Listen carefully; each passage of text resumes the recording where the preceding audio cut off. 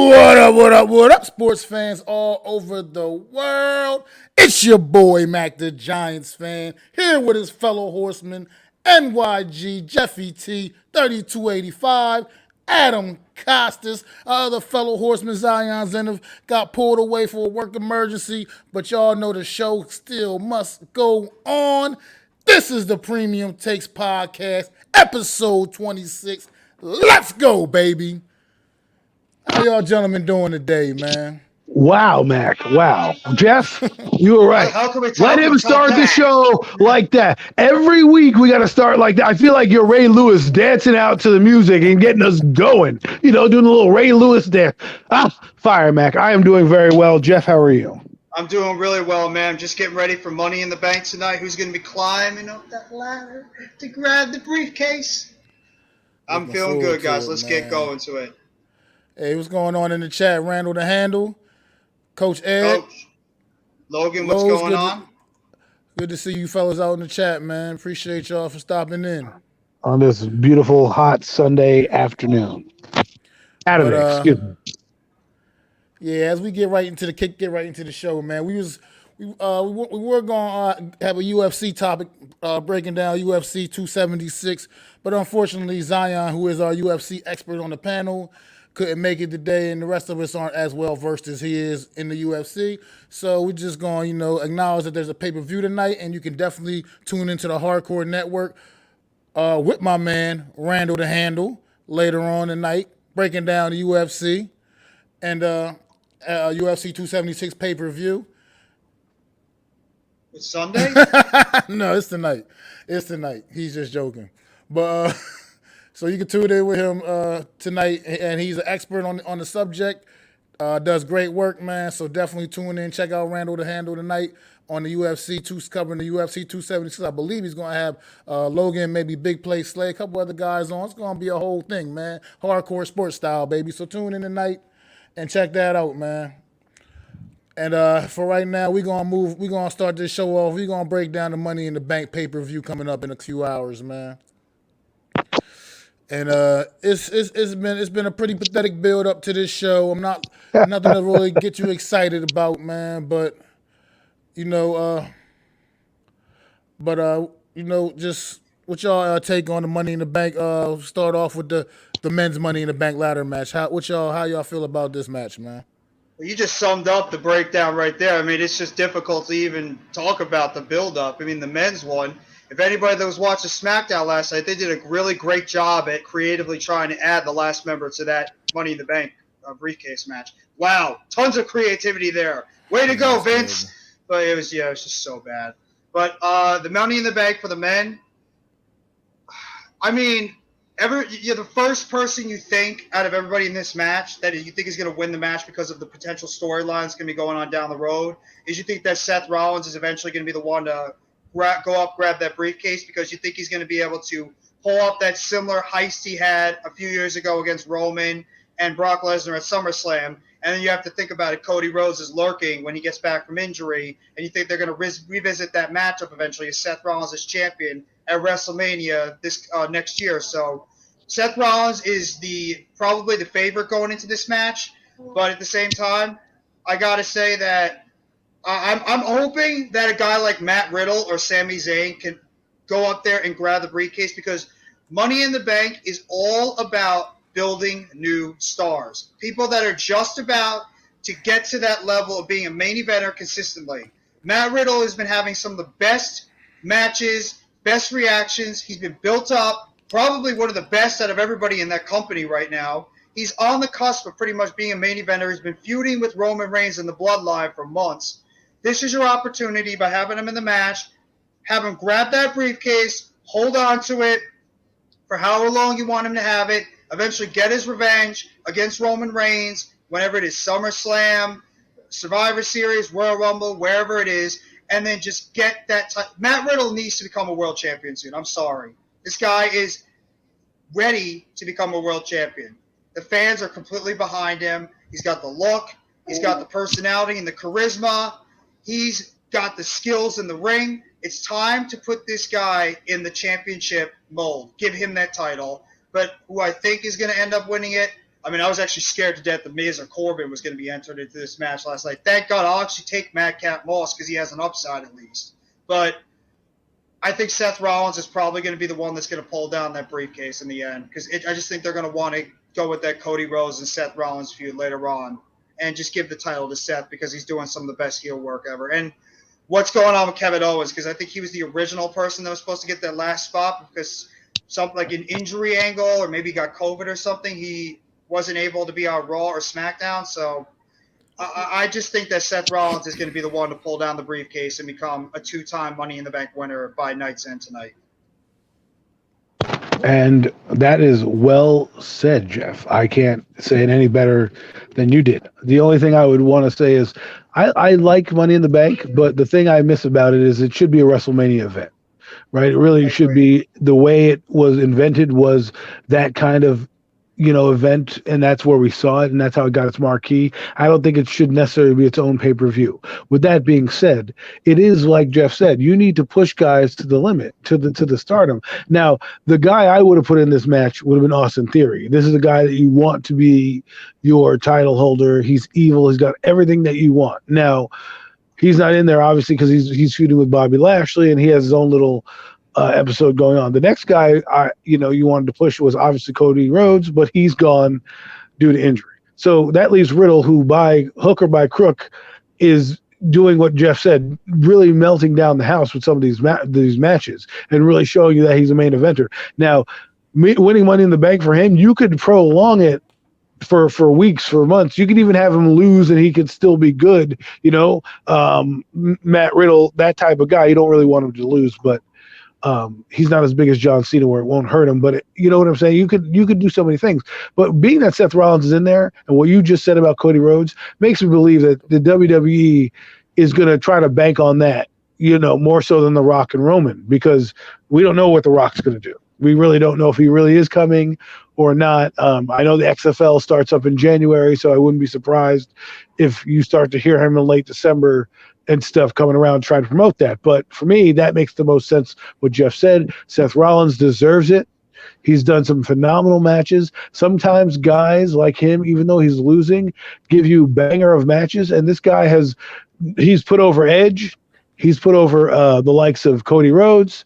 It's time for this guy to get his due and steal the show again, either at SummerSlam or WrestleMania or whatever they do. But I think stealing it at SummerSlam would bring down the house. I mean, I absolutely agree with that as well. I do agree with mostly everything you said, Jeff. I mean, you killed it with that, with everything you said. It was just, Thank you. I do believe Seth Rollins is going to probably ultimately be the winner of this match. If not Seth, then I will go with Riddle as a second pick. However, like I said, I would love to see WWE think outside the box, get a little more creative with how they do this match. I mean, like I said, I'd like to see Madcap Moss too.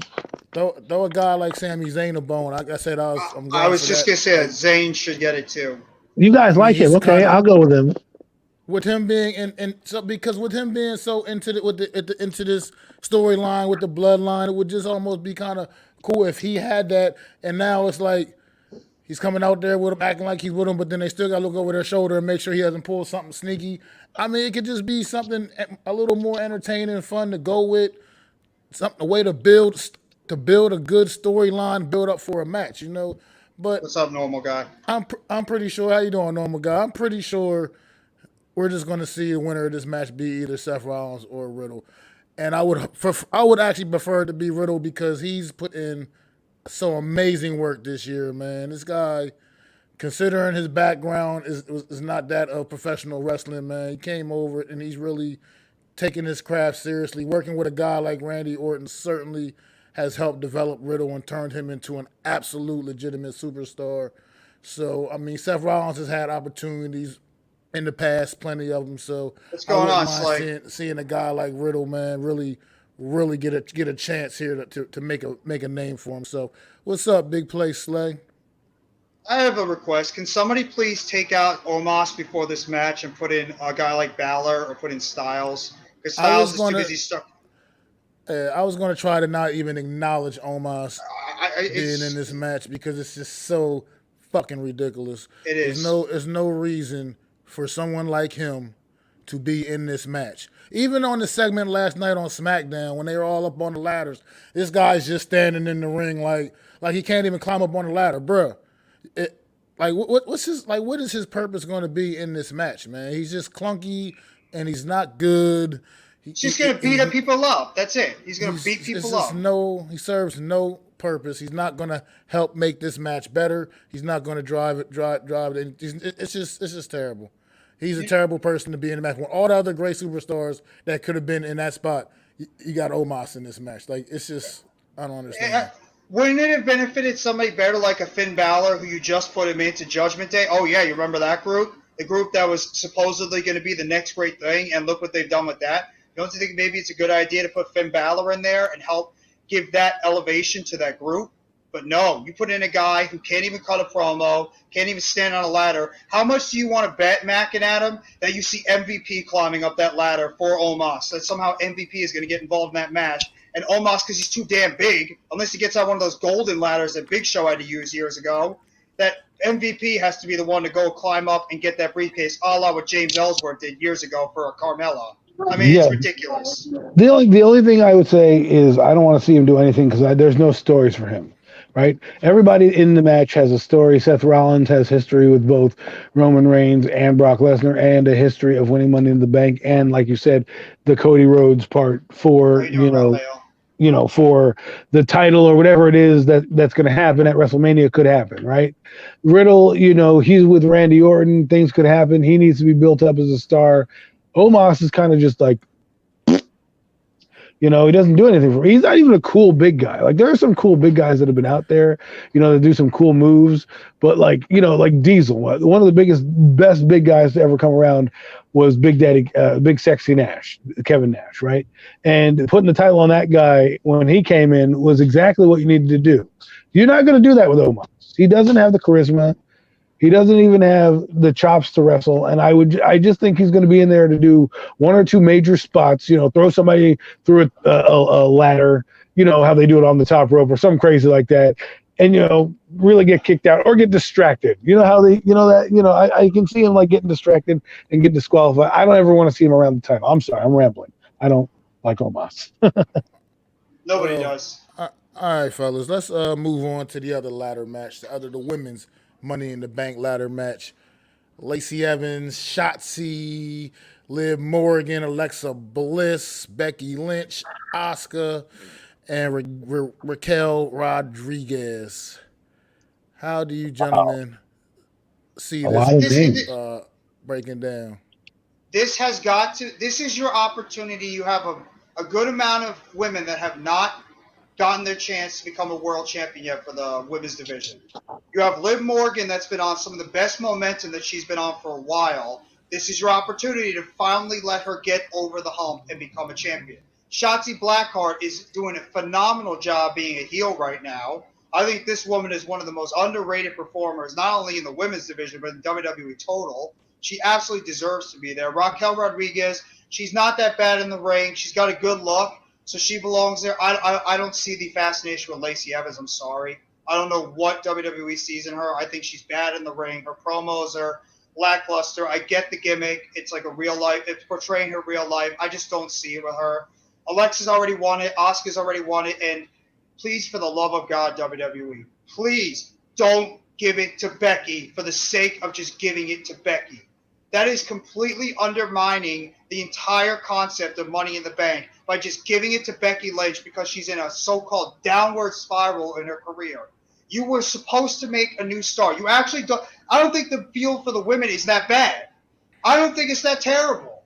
I mean, you have people that have the opportunity to become champion here. Liv Morgan, Shotzi, Raquel. I would take any one of those three. I wouldn't even mind Lacey Evans. I wouldn't love it, but I wouldn't mind it. I mean, the other three, they're just pretty much there for star power. This is your opportunity to give it to either Lacey, Raquel, or Shotzi. They deserve it.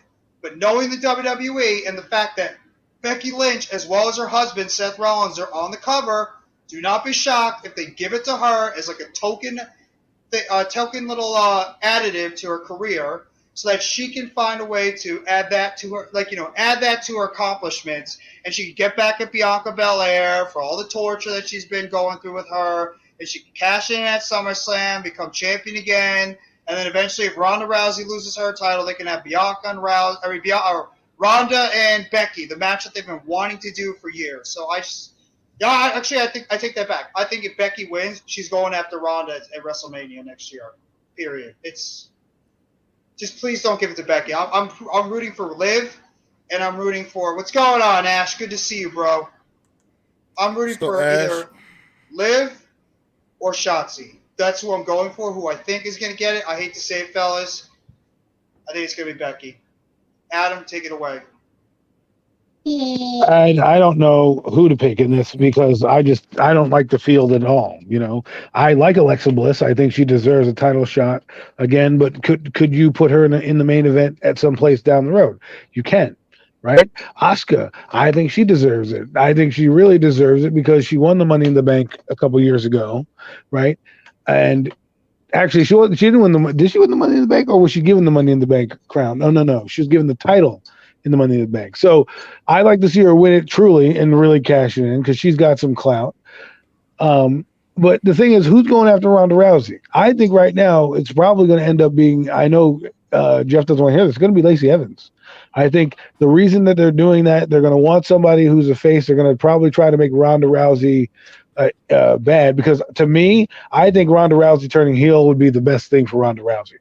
I think her being able to just kick people in the face and just say like 3 sentences, or 3-word sentences like "your ass is mine" or something like that, make her like Rowdy Piper, I think would be a better for her career. And you could build up Lacey Evans as the ultimate heel, and she can always be opportunistic. I don't know. That's just me. The other Shotzi, the only other person I would like to see win it is Liv Morgan. To be honest with you, I think she has paid her dues, and if we are doing Money in the Bank like we are supposed to, and give it to up and coming stars, I think you should give it to her. Now, who she goes after, I don't know, but to me, at least if you're going to do it somebody outside the box, give it to Liv Morgan. I don't know how you feel about her, Jeff, but for me, she's paid her dues.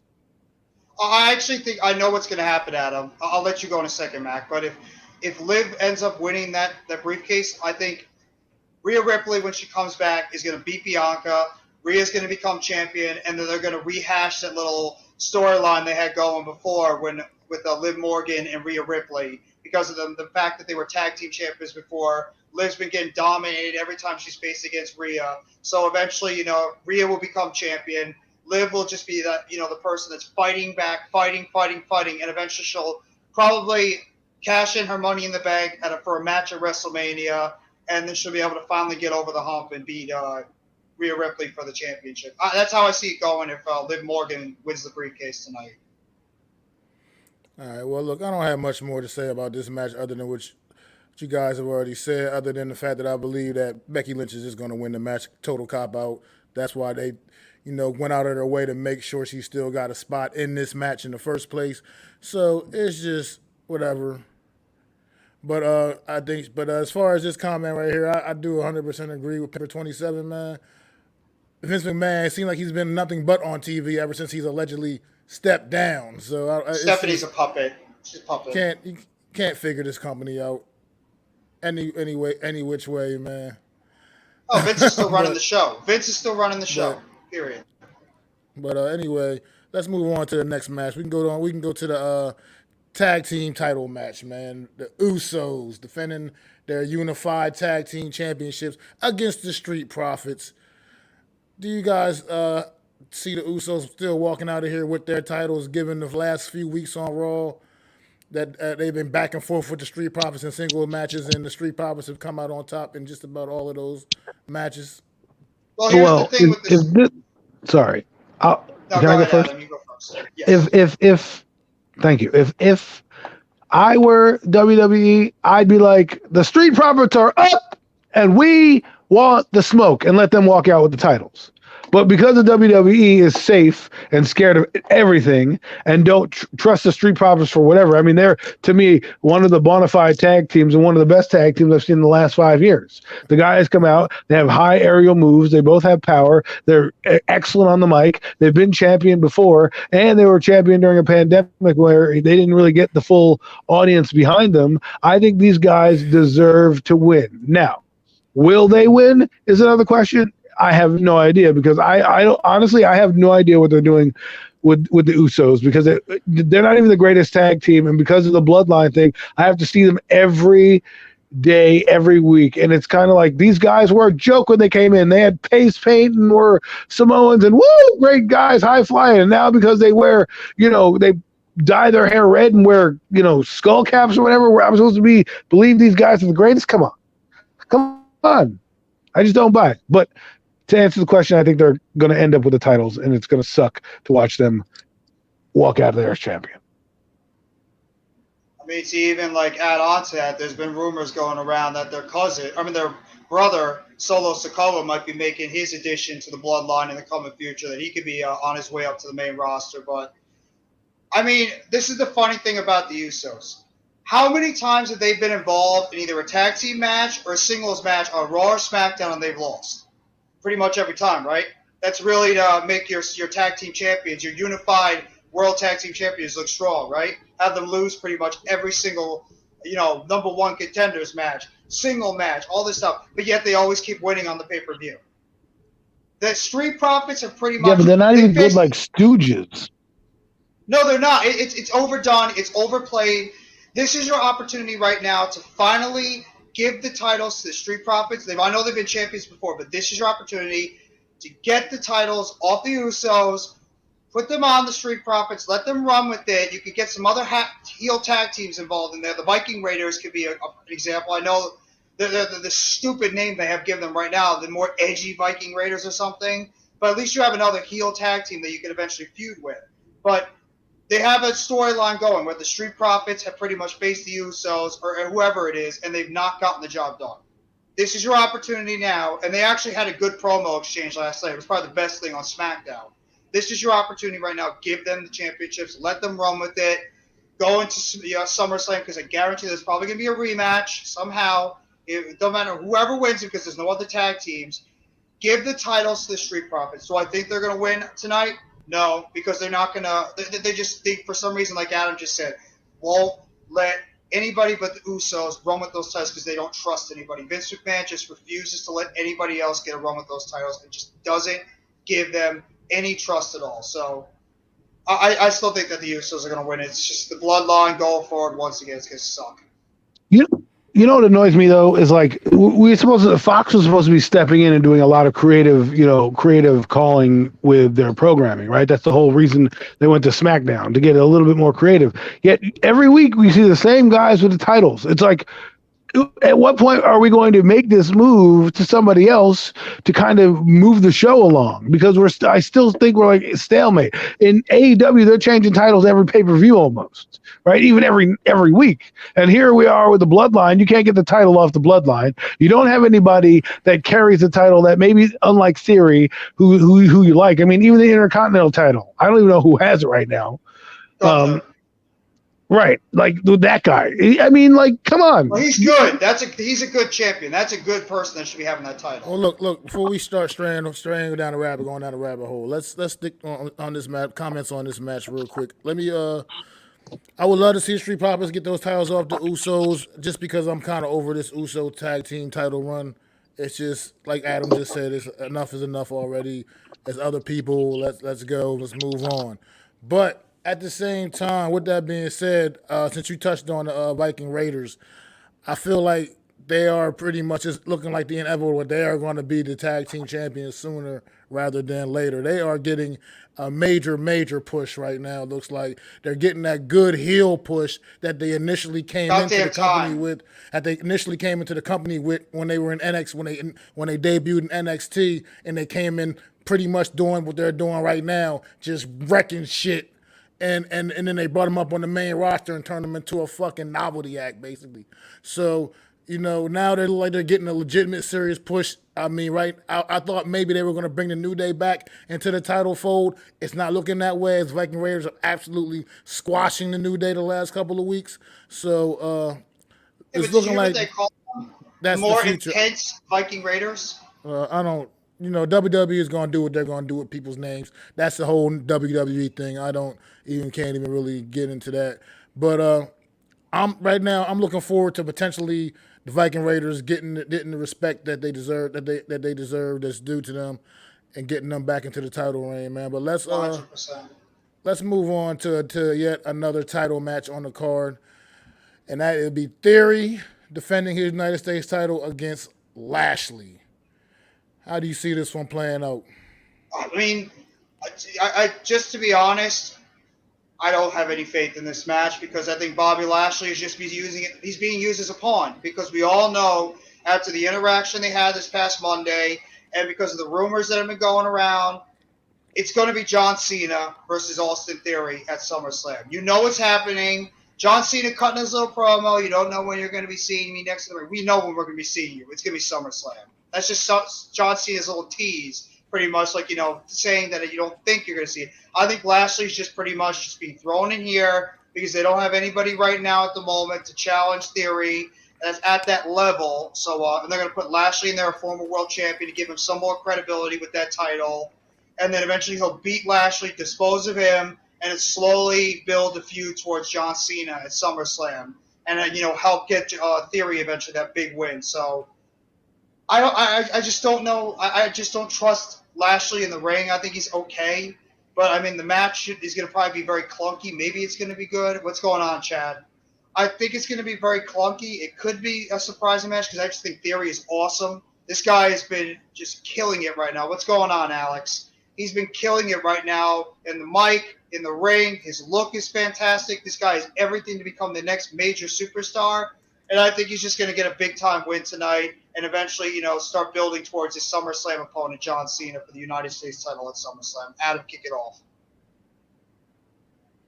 I'll go. I'll take this. I slightly disagree with you over the Lashley thing. Because my thing with Lashley is the only thing that bothers me about Lashley being in this match with Theory is, like you said, it's just, I mean, he's not winning the United States title tonight, and it's not because he's not better than Theory at this point in their careers. It's just, I don't know. I mean, this is going to be a way to help get Theory more over, with a big, getting a big win against Lashley tonight, defending his title on this pay-per-view. But Lashley's the type of guy, here's what I'm talking about. Instead of bringing in Brock Lesnar, you got people like Lashley on the card that can be challenging Roman Reigns for the world title. You got Drew McIntyre. You got these guys already in-house, in existence, and yet you keep feeling the need to bring Brock Lesnar back in. But that's still another story for another day. And I just see that I see Theory winning this match. I mean, maybe even potentially losing this match by like disqualification or something like that and still retain his title. I don't necessarily see him outright beating Bobby Lashley at least not without a whole lot of help. You know what I mean? Because I just think at this stage in his career, you're gonna have a hard time selling to me that Austin Theory is gonna just go in the ring and knock off Bobby Lashley straight up without any help whatsoever. I know he's a talented young man. I know he's pretty much being set and destined to be the next big superstar. But you're gonna have a hard time selling me on that he's just gonna go in there and knock off somebody with Bobby Lashley's experience in the ring, just one-on-one, head up, just straight up. It's just, I'm not buying that. So I do like Theory to walk out of there tonight with his title still on his shoulder though, around his waist. What you got, Adam? I agree. I don't really have much more. I think Theory's going to win just because they want to build him up. He's Vince McMahon's A-lister.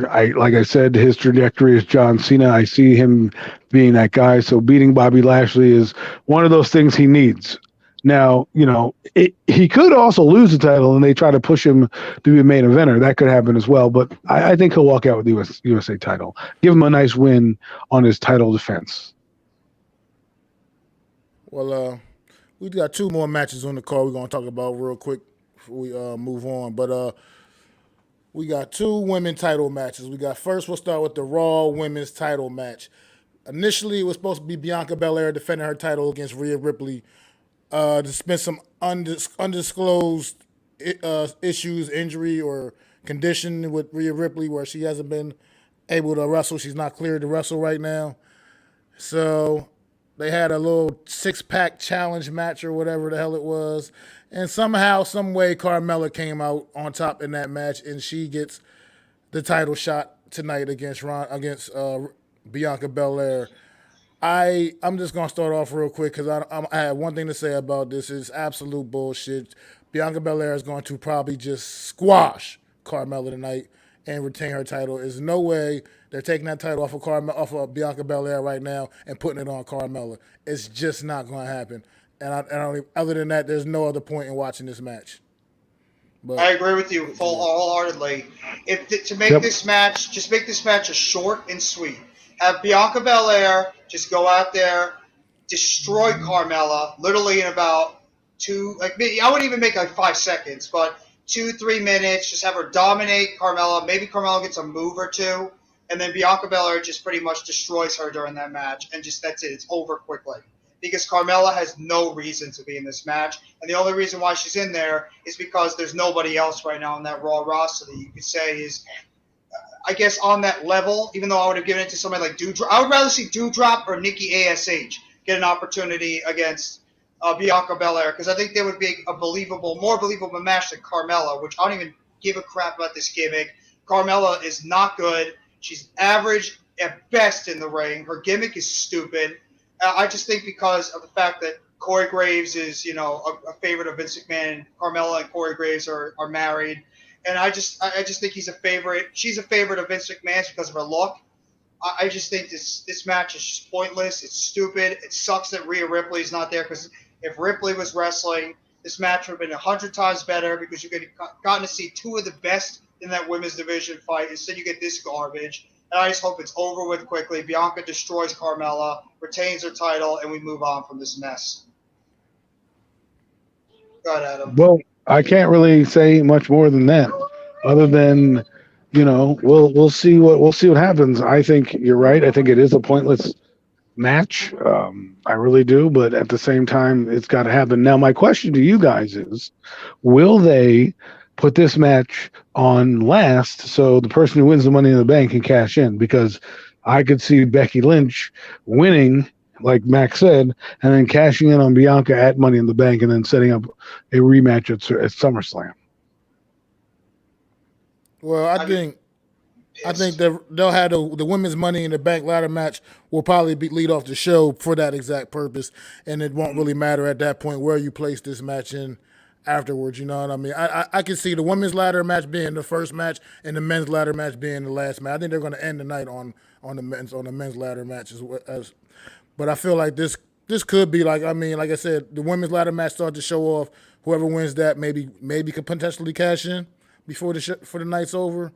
We'll see, man. It's WWE ain't been really doing too much, giving you too much, the surprises ain't anything to look forward to though lately at these pay-per-views either. So, we'll see, man. I was gonna say real quick, do you think there's gonna be a cash-in tonight? Because they usually blow their load way too quickly on these cash-ins at times. Well, there's not going to be a men's cash-in, obviously. Yeah. So that's obviously out the picture already. That's done out the way. It's not even up for debate. But, there's possibility of a women's cash-in. We'll see. Like I said, we got to see if WWE got any tricks up their sleeve tonight. But we do got one more match to talk about, gentlemen, and that is for the SmackDown Women's Championship. Ronda Rousey defending her title against Natalya. How do you guys feel about this one?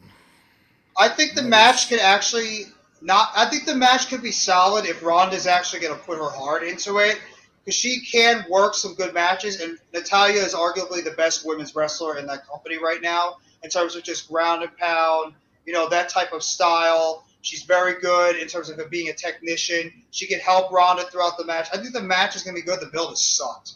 The build has been awful. It's been horrendous. Ronda promos make me cringe. Natalya is just as bad. The little segment they did last week was horrendous with the baby carriage or dressing up like Ronda. It was just cringe. It was terrible. The build for this entire thing, Ronda Rousey's been a disaster as a champion, because it just seems like she doesn't care. She's just pretty much going through the motions, and I can't really blame her because besides Charlotte, is anybody really on Ronda's level? No. Nobody really right now is not being built up to be anywhere close to Ronda Rousey. So I think the best thing to do is probably Rousey's just going to have a decent to good match maybe with Natalya tonight. She'll beat her, and then God forbid if Charlotte returns somehow, and then we get Charlotte and Ronda again at SummerSlam because, it's like everybody's worst nightmare with the WWE because, Charlotte's coming around the corner, and there's really nobody else that you can say is viable to challenge Ronda right now. So I just think the match might be decent. I don't think Natalya's going to win. I just don't think they're taking off that title off Ronda right now. Maybe at SummerSlam if they get a viable opponent, or maybe a cash-in if they last that long. But I just think Ronda's going to win the title. Is going to keep the title tonight and beat Natalya. Probably make her submit. Well, I kind of agree there. I think she's going to retain the title. You're right, because Charlotte Flair because Sasha Banks screwed this whole thing up, right? If she doesn't leave, maybe Sasha Banks is thrown in the mix for a title shot because they can get, even though Sasha Banks has had the title a lot, she could, but because she left, they only have Charlotte to kind of lean on. And this is what kind of stinks because since they don't have really a build with anybody in the Money in the Bank contract ladder match, and they're not really doing a build, like NXT is a better women's division than SmackDown. You know what I mean? And right now we have nobody. I'm waiting on Bayley, but I don't know if she's coming back or when she's coming back. I know it's roughly been around 9 months, so that's the only other person I could see challenging for the title down the road. So, they're going to give it to Ronda Rousey because they got no wins. Yeah, she's supposed to be gone for 9 months. So, I think she got injured around this time last year. She got injured in 2020, didn't she? She tore her ACL at the end of 2020. Yeah, it was something like that. She's been out for over a year. It's been a while. It's been a good while. I thought she would have been back like around WrestleMania time, and she still wasn't. So I don't know at this point. But here's my thing, man. Once again, this match is also what's the point? They're not putting the title on Natalya. They're not. That's all it comes down to with me, because it's not about Ronda Rousey to me. They're not putting the title on Natalya. They built Ronda Rousey up to be this amazing person. Look, okay, we get it. She's one of the the founding ladies of the UFC. One of the top females fighters ever all time in the UFC. We get it. She was amazing when she was doing that, and that was her thing. But over here, this wrestling thing, man, these other ladies have been doing it for so much longer.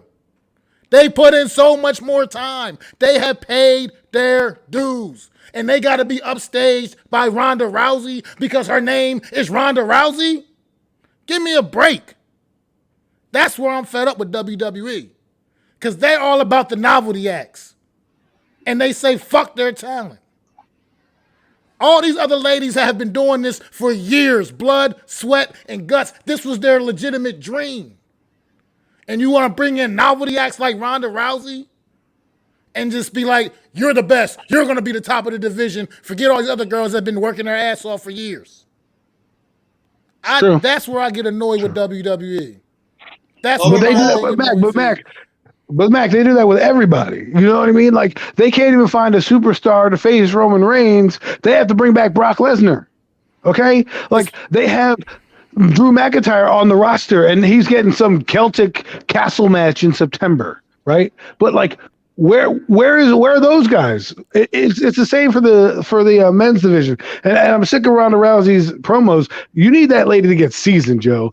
Tell her to talk in the mirror, like, yo, talk in the mirror, like, do something, because her promos are like, well, I'm gonna beat you, I'm the baddest woman on the planet. You're like, what? What did you just say? Well, Olivia just made a comment right there. That's why they signed Logan Paul. Logan freaking Paul got signed to a multi-year contract because WWE does not give a damn about their talent. They're just there to get as many likes, as many views, as many people watching the show. That's it. To appease to their corporate sponsors, to appease to their stockholders. They don't give a damn. And Mac, you're right. They don't care about their talent. It's pretty obvious. You call back Brock Lesnar to face Roman because they don't trust anybody else in that roster. You put the title on Ronda Rousey because she's a big name, because you don't trust anybody else on that roster. You sign Logan Paul because he's a big name in the social media aspect. That's the problem. WWE is too busy trying to get as many likes, as many comments, as many attention from outside social media platforms that they don't give a damn about what's going on inside the company. Just saying. You know that's a fact. All right, fellas. Look, man, we spent more than enough time on Money in the Bank. We will be streaming this on the Hardcore Network as well later on, the Money in the Bank pay-per-view. So definitely come join us later on for the watch party on the Hardcore Network. And we're gonna move on now to a happier topic, at least for me personally, and that is the New York Football Giants getting prepared for training camp. Gentlemen, got some what kind of what battles are you guys looking forward to in training camp? What are you looking forward to seeing from this team as they prepare for the season, man? I guess I'll go first. One of my battles, two battles I'm looking forward to are the linebacker next to Blake Martinez, who's going to start there, and is Tay Crowder going to be the starter, or is it going to be Micah McFadden? Or I like Darian Beavers, really like his things that he could bring to the table. So, who will be the second middle linebacker? The other one is the tight end position for me. Who's going to rise to the top? Who's going to be kicked off the roster, and just what is Daniel Bellinger, who I really like, going to give? So those are a couple of the things I'm watching. I mean, I'm just pretty much watching. I want to see these rookies. Don't matter if it's first, second, third, fourth, undrafted guys. I want to see how all these rookies come into camp, how they push some of these veterans out of the way, like a Daniel Bellinger, a Dane Belton, DJ Davidson, even undrafted guys like Chris Hinton, Yusef Corker, Austin Allen. That's what I want to see. I want to see how these rookies come in, how they're going to push some of these veterans. They're going to push some of them, especially the undrafted guys, for some of those last spots on the 53-man roster. I want to see I personally want to see as many young players get on this team as possible, because you want to try to develop as many young guys, especially when you're a rebuilding team. Get as many young guys on this roster, see what they can do during the season. And I'm going to be paying attention to a lot of these rookies going into training camp and preseason and seeing what they could do, seeing who they could push off the roster in terms of veterans at certain positions like tight end, like linebacker, even cornerback, even maybe some of the wide receiver position or wherever, and running back. I want to see these rookies come in, showcase their skills, maybe get some shine on them, and try to steal some spots from the veterans that maybe thought that they would have these spots at the moment. But rookie training camp comes around and preseason, and then poof, they're gone. Go ahead, Mac. Well, me being the big man that I am myself, I'm looking forward to the battle of the big men. I want to see if we can finally put together a competent group of 5 on that offensive line to protect our quarterback, to block for our running back, and to just help us try to make some more plays on this offense. I know we got other issues other than just the line. I know. I'm not going to go there right now. We got other issues. I get it. But I really want to see this offensive line get put together and actually work, man. I want to see us putting our hands in the dirt and moving people out the way again, like old school New York Giants football, man. We used to wear our hat on running the football, man, back in the day. The New York Giant teams I grew up loving, that's what we did best. And I want to see this. I want to see us put our best 5 out there, no matter who they are, no matter what spot they're in, as long as they're our best 5 guys. I want to see those guys out there, and I want to see the battle when training camp, when they put the pads on and can start knocking people around a little bit, because that's the thing about these spring practices and everything else, man. You can't get a good gauge. Yes, you can't get a good gauge on linemen in these spring practices because they don't get to hit anybody. So you can't. It's hard to tell what the hell. You can look at their footwork and see, oh, this guy has good footwork, but I want to see what you're doing when you're making contact with people, and because that's what you're going to be doing on Sundays, man. So I'm just curious, man. But I'm going to be really curious about that offensive line battle. Definitely got to see what's going on out there in that secondary too. The cornerback too spot has been question mark all off season, man, with this James Bradbury situation coming to a head, and And I just want to. I'm curious about seeing who's going to maybe step up and take control of that cornerback 2 spot. I also agree with you, Adam. That other linebacker next to Blake Martinez is going to be big, going to be key, man. Curious to see how that pans out. It's going to be a lot of fun stuff. Also, I want to see who can step up on it offensively for these wide receivers. This group has been, the walking wounded for most of the part for the last few years. I want to see who can step up on in that wide receiver room and maybe go out there and start making some plays on Sunday, start scoring some touchdowns, getting in the end zone. I just want. I can't wait for training camp. I want to see what we really working with, man. I want to see what we're going to be working with as the New York Giants. Well, Matt, you just said it right there too. Is that what we should be saying? The biggest thing that we should be hoping for going into training camp and coming out of it. Please, everybody, stay healthy.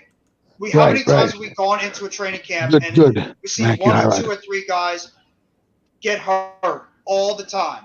I mean, that's my biggest thing is I want to make sure that nobody gets hurt. We don't have any of those devastating injuries that happen during training camp and preseason.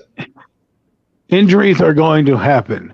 This is why I tell people, okay, the depth on this team is not that great after you put the starter in. So everyone's like, oh, yeah, we're going to be this great team. Great teams have guys that you are confident are going to come in and do the job. And we have a bunch of question marks there because you can't say that any of these guys behind the starters are viable players. So like a Jaron Williams, we saw him play last week, but let's say he gets knocked out.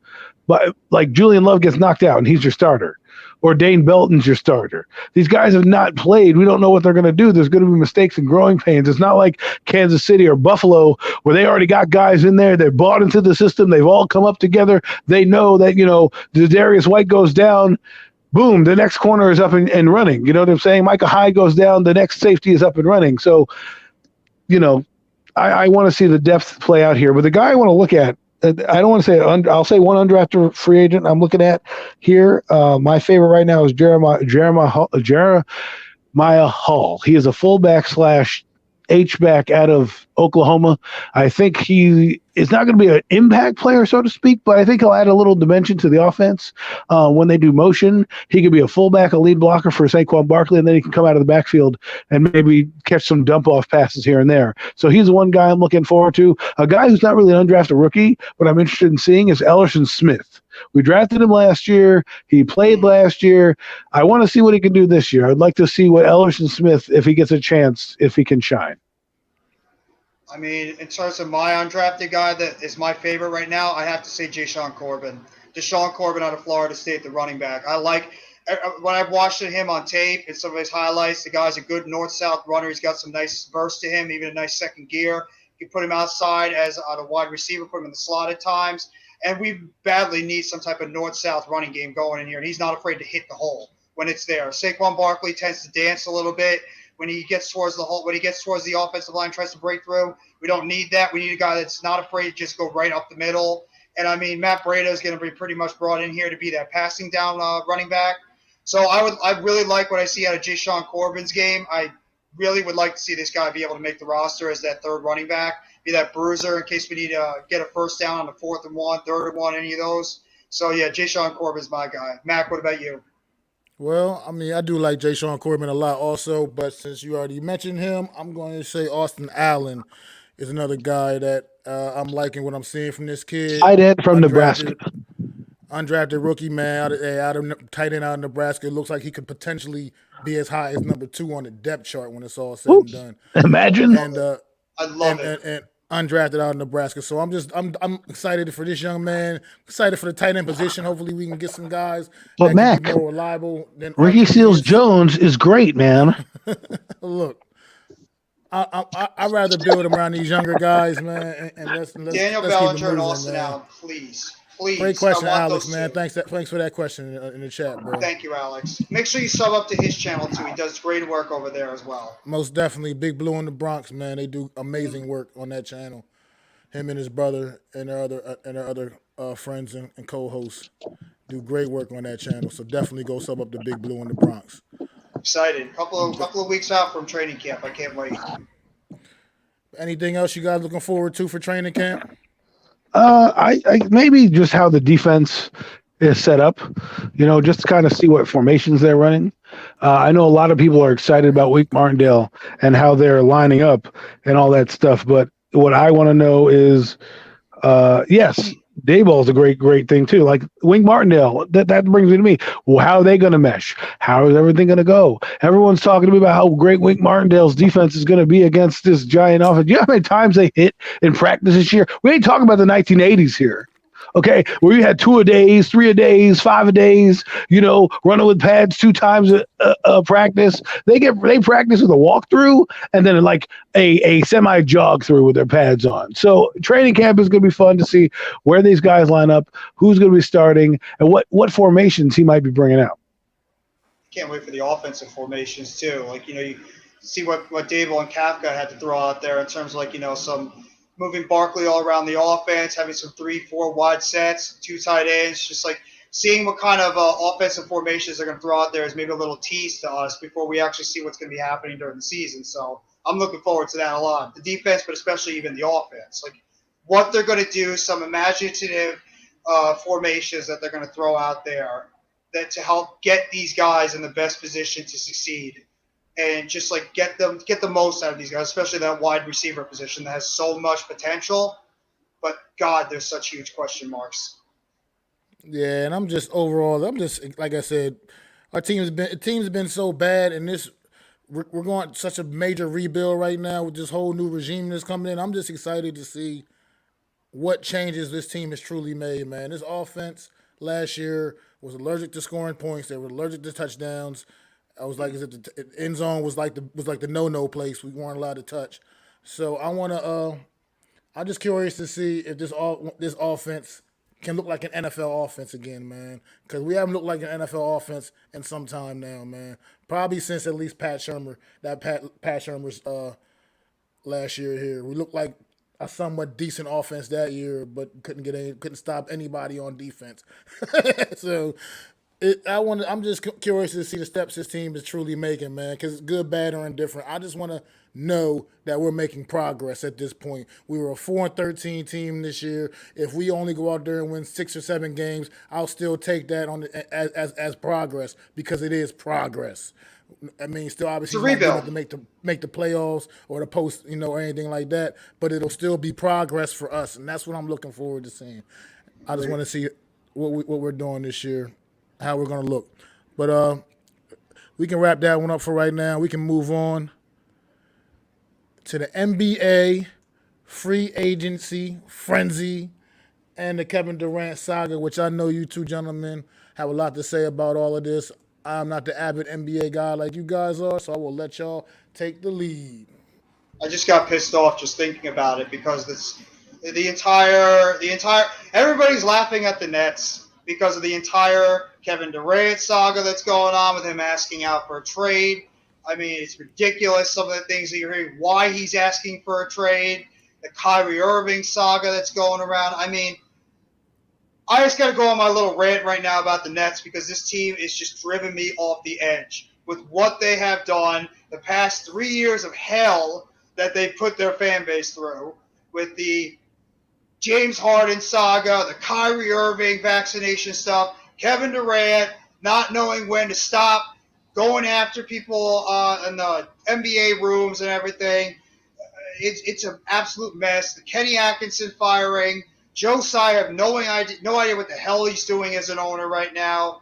And for right now as a Nets fan, I put this all goes on the shoulders of Joe Tsai, the owner, and Sean Marks, the GM. Because I thought the Nets had something when they actually were able to bring in Kyrie Irving and Kevin Durant, and they had that good young core of players and good solid bench players with Joe Harris, Karis LeVert, Jared Allen, Spencer Dinwiddie. You had those 2 guys there, and this is what happened. Sean Marks got greedy.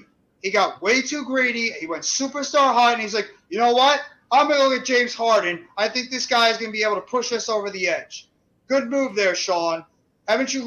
Did the Nets not learn from what happened about 10 years ago with the whole Kevin Garnett, Paul Pierce, and Jason Terry mess, where they gave up pretty much everything for broken down players and it ended up putting them in serious hell where they were one time a 12-70 team. They didn't have their own first-round pick until, I believe, 2017, 2016, 2017. This team was a nightmare. Did they not learn from the past? You did it again. You gave up all your future assets, which right now Houston controls all their draft picks until, I believe, 2027, their first-round picks. You brought in a James Harden, who is definitely looking like to be on the downside of his career, a malcontent, a selfish player at times, where he can be still a great shooter. He's a guy that's a me player at times, and when things get going tough and he's being asked to be the number one guy, as you saw this past season when Durant was hurt and Irving was out because of the vaccination stuff, Harden didn't give a damn about playing for this team. He didn't care. He looked lackluster out there. He was just complaining because he originally wanted to go to Philadelphia. I don't know if anybody really knew that. I'm sure you had an idea. His first destination was always Philadelphia, and he even said that in his press conference when he got traded to Brooklyn a couple of years ago. He always wanted to go to Philadelphia. So you already had that mess. You bring in a malcontent like Ben Simmons, who hasn't played a game of basketball in over a year. You don't even know where this guy is mentally. I mean, you fire Kenny Atkinson. Well, he made some big-time mistakes. He's more of a developmental coach. But still, you bring in a guy who has no experience, no idea how to handle superstar players who you knew clearly were controlling that entire team, everything that was going on. The Brooklyn Nets are an absolute friggin' mess. They're a disaster. But, oh, wait, don't worry, Mac. Don't worry, Adam. We traded for the immortal Royce O'Neal for a friggin' first-round pick. Royce O'Neal, everybody's going to come and save the day. We gave up a first-round pick for a role player that's a good 3-and-D guy. But what the hell does it matter? Because Kevin Durant and Kyrie Irving aren't even going to be here. So you trade a first-round pick for a role player.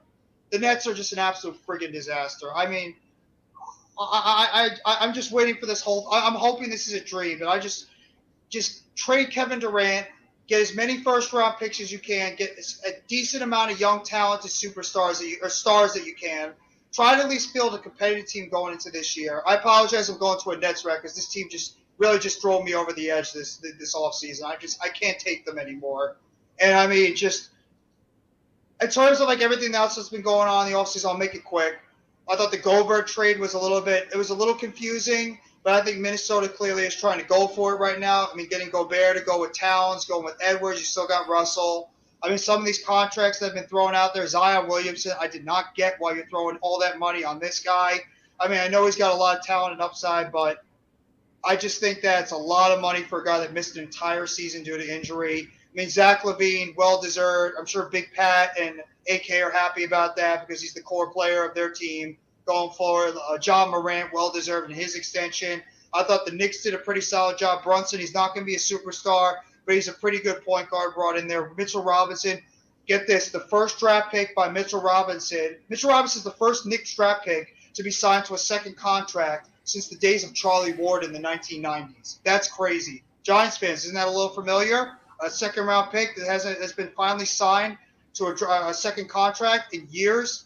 So, I mean, the Knicks, I thought I've done a solid job, but, I mean, the Nets are a friggin' disaster. They're the laughing stock of the NBA. Adam, go away. Go ahead. I can't talk about this team anymore. Speaking of going away, we should tell the Nets to go away because all they do is clusterfuck it up, man. This is the classic Nets. This is classic Nets. This is why I'm not so surprised because every time they do something good, they take two steps back. The only time they were good in my era is when Rod Thorne was running the team. And for a decade, they were at least in the playoffs, in the championship game, or fighting to be, in the playoffs. And had good superstars to follow. Kenyon Martin, Jason Kidd, Richard Jefferson, even Vince Carter towards the tail end. Now we get these stars in. The first group we got in, Darren Williams, Paul Pierce, Kevin Garnett did nothing. Okay, and then we got a second set of stars in, and we get worse. How do you get four guys? How do you trade James Harden for a guy who doesn't do anything in the playoffs to a guy who does even less in the playoffs than Ben Simmons? I don't get it. Where's the fire? Where's the fight? You're going to give up on us that easily? Kevin Durant? Well, maybe you shouldn't have come to New York in the first place. Oh, by the way, Kevin Durant, I used to love the guy, but he only played one season for us. The first season he was injured, came back in the latter half of it, right? This year he plays one full season. He's still in and out of the lineup, and Kyrie Irving doesn't play, and they get bounced in the first round. And these two guys are supposed to be the bee's knees. You know what I mean? They're supposed to be the next LeBron and win some championships. They did nothing. And it's a disaster because of what you gave up and how you gave up to get them. And then not only that, Kevin Durant not honoring his contract. He signed till 2026, but now you want to leave. Well, why'd you come in the first place? You knew it was going to be tough to get guys here because of how everything worked out. You were injured. Kyrie Irving was coming off some injuries. There was no guarantee you guys were going to be good, and then you needed a third scorer. You traded everybody away. You got rid of Dinwiddie. You got rid of Karis LeVert. You got rid of Jarrett Allen. You had nobody on that team. You got to that team. What do you bring back? James Harden, Ben Simmons, and a bunch of nobodies. Andre Drummond, thank you. I'd like my receipt back, please. I mean, that guy stinks. And this is what the Nets do. This is what they do. And then they'll get a. Then they find. I mean, Steve Nash is the reason this team stinks right now. I hands down believe it's him. He sucks. He sucks as a head coach. Like, how do you have LaMarcus Aldridge on your bench in the playoffs? Healthy scratch. What did he do to you? Does he have nude photos of you and your wife or something? What is going on? That the healthy player that could help you out and score points. Oh, I guarantee you he hits those free throws when he gets fouled. No, you put in a young kid who's green behind the ears in the playoffs, and Andre Drummond, who I would like to have my money back. If you could return players, I'd go back like, this is expired, but can I get some store credit, or something? Because that's how bad that guy is. I'll take a basket of balls for that guy. That's how terrible he is. Ben Simmons, Ben Simmons should make a fashion show. He should be on what TLC or one of those shows with fashion TV, E Entertainment, because all he cares about is friggin' outfits for the playoffs. How about you give a damn about playing basketball, you son of a bitch? Oh, you know what the funny thing is about it, Adam? He tweeted out a couple of hours before Kevin Durant made his trade request. He's be like, I can't wait. I feel great. I can't wait to play with KD and Kyrie. We're going to shock the world. 2 hours later, KD does his trade request. Don't you feel stupid now, Ben? Oh, God. It's ridiculous. You know what we should do? We should circus. We should ask. Yeah, I was about to say we should ask Ringling Brothers and Barnum and Bailey if they have any spots left, because we could send them, the ownership and management team of the Brooklyn Nets. So here are a few extras for you. Kevin Durant just pretty much went like this. He went like this. Clown act. No, they'll be the pooper scoopers, okay? They're going to be the guys that clean up after the animals that poop. They don't have any elephants anymore, but whatever animal poops on the ground, they're going to clean it up. That's exactly what he's going to be. That's what Kevin Durant just pretty much put his middle finger up to the entire fan base and be like, you know what? Well, the Warriors won the championship without me. I don't know how I could do it. I failed in Brooklyn. The Warriors won without me. I can't take it anymore. I can't take the criticism from Stephen A. Smith and all these other writers because they're actually talking trash about me because they're right. I can't get it done without bringing in everything, and I still failed. And Kevin Durant's just like, you know what? I quit. I can't do it. I'm going to go somewhere else that has superstars. I'm going to win a championship. I like Kevin Durant. I appreciated him for everything that he did for this team, fighting through injuries, putting his heart and soul out there, especially in that one series when Kyrie and Harden were hurt last year against the Bucks. He pretty much carried that team to Game 7, and then his toe was this short from that team making it to the Eastern Conference Finals. And then he just pretty much gives up on the team because of the whole Kyrie fiasco, because the head coach, the owner's a clown, the GM has no idea what the hell he's doing. And then Kevin Durant just gives up on this team. He's like, you know what, I want to go somewhere else where there's other superstars, and I feel I have a better chance of winning. I blame every single person involved with the Nets organization. Y'all are clowns. Y'all are dumb. Y'all just pretty much screwed your Nets fans who are as loyal as hell, the real Nets fans that have been loyal to this team through all these bull crap things that have gone on all over the place. So thank you, Joe Tsai. Thank you, Sean Marks. Thank you, Steve Nash. And to a departing Kevin Durant and Kyrie Irving, get the hell out of here. I don't even care anymore. We're going to suck anyway. The clown show is back. Just to quote the Waterboy, oh no, we suck again. That's exactly what's going to happen. Well, look. I'm just going to, because interject real quick and say thank you, Kevin Durant, for reminding me once a little bit more of why I cannot invest my time into being a fan of the NBA. You're just once again proving why I can't do it. I am from the old school. I'm 45. I'll be 45 on Monday. So look, happy birthday. Here's my thing. I grew up where I didn't watch superstars just bounce around team to team to team. Great players built a legacy on a Yep. team in the era that I grew up watching Yep. basketball. You Preach. didn't see all this. Oh, I'm gonna play here for 2 years, and now I want to go here now for a couple more years, and I want to go here. Kevin Durant, you are a sensational. You are one of the best players in the world. You should not be on getting ready to now go to what's your 4th NBA team, bro. Come on. True that. Social This media is the is shit I'm gonna talking about with these free NBA agency. players. And now another thing I have an issue with since it's no free agency period. What now? Average players get max contracts now. That's what we doing It now. happens in every sport. That's what we doing now. The average players are getting max deals in the NBA. I mean, it's no knock. Look, Jalen Brunson is good. He's decent, and I'm a big Villanova Wildcat fan. So he's my guy. You know what I mean? Jalen Brunson, I've been a fan of his for years. But let's face it, he's nothing spectacular in the NBA. I mean, we're just doling out money like that to Jalen Brunson. I mean, Zion Williamson. Come on, Grant. I don't give a damn what your name is or what your reputation was when you got drafted. You ain't did none of that shit. You ain't lived up none of it. Why are you getting money thrown at you like that? This is my problem with the NBA. This is why it's hard. I can't invest my time into the NBA like I used to. I watch it here and there, but anymore I can't follow closely like I used to because it's too much buffoonery going around, man. It's just too much ridiculousness, man. You don't have to. It's like you don't have to earn shit anymore. You can just go out there and cry. You can go out there and cry and moan and groan and get your fucking way, and that's not the way it's supposed to be. It's just not. We lost guys like Kobe Bryant and guys who spread that message. Okay, I mean, LeBron doesn't spread that message. LeBron spreads the message of let me be soft, let me cry after every foul, let me get hit and whacked, and I got to complain to the ref about every little thing. When you grew up and I grew up, you unless you were bleeding or got knocked to the floor, there was no foul call. You know, these little ticky-tacks that they do now, like, come on. You know, everybody complaining after everything. You get brushed by a guy. You brush by a guy's shoulder, and they think it's a foul. Oh, he hit me. Like, come on. Come on. 80s and 90s basketball, you would never see that. You get your ass knocked to the ground. Every single play, you get your ass right back up and get ready for the next play.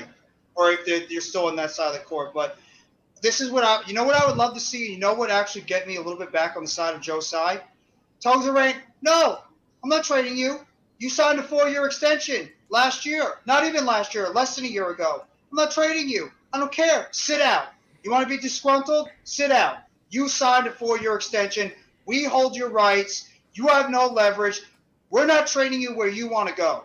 You want to go to Miami? Too bad. Miami's got to give up the farm to be able to for us to trade you over there. You want to go to Phoenix? Phoenix has got to give up pretty much all their good young players and draft picks if you're going to go over there and you're not going to have the same team. Or I'm just going to trade you wherever the hell I want to trade you that's going to give us the best return back. But at the same time, why do we have to trade him? You signed that 4-year extension, Kevin. This is not where you're controlling your own destiny, where you're on an opt-out or something. You're on a 1-year deal and you could just simply sit out and then you're gone. You're here for the next 4 years. We could just tell you, too bad. You signed the contract. You want to bitch and complain? Sit out. Sit out. Waste the rest of your career. Too bad. If you want to be disgruntled. But you know they're not going to do that because no owner is ballsy enough to just tell a superstar that we're not trading you because we know the superstars and the star players control this league right now. Any league in sports, the NBA is controlled solely by the stars. And like you said before, Mac, that's why you see LeBron James complaining, Kevin Durant, Kyrie Irving, whoever it is, any superstars, because they're going to bitch and complain if they're not in an environment that suits to their talents, and they're going to try so hard to get the hell out of there and go to somewhere else as a team that's ready to win a championship. It's disgusting. This is the NBA now. LeBron goes to a team and basically tells the ownership and GM how the team is being run. Not what guys they want to bring in, what guys he wants to bring in. And okay, he goes to LA and it makes that team a complete disaster.